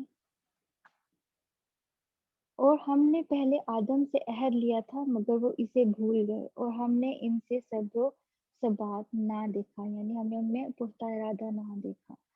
یہ آگے حضرت آدم علیہ السلام کا قصہ ہے، تو یہ اسی کی آیت اسی کے ریفرنس میں ہے. رکوع ختم ہوتا ہے. صدق اللہ العظیم. کرنا ہے یا ختم کریں؟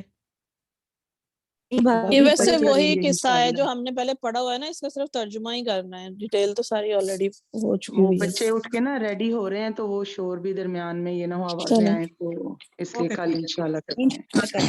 صحیح. اوکے. اوکے، جزاک اللہ خیر.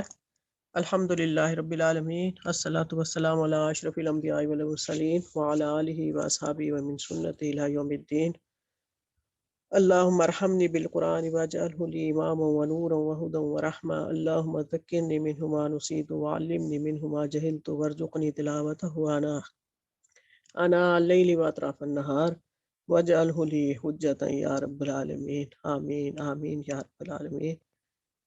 سبحانک اللہم وبحمدک نشہد ان لا الہ الا انت نستغفرک ونتوب الیک. ربنا آتنا فی الدنیا حسنۃ وفی الآخرۃ حسنۃ وقنا عذاب النار. وصلی اللہ علی نبینا محمد وآلہ وصحابہ ومن سنتہ الی یوم الدین. وسلم علیہ تسلیما تسلیما تسلیما. آمین.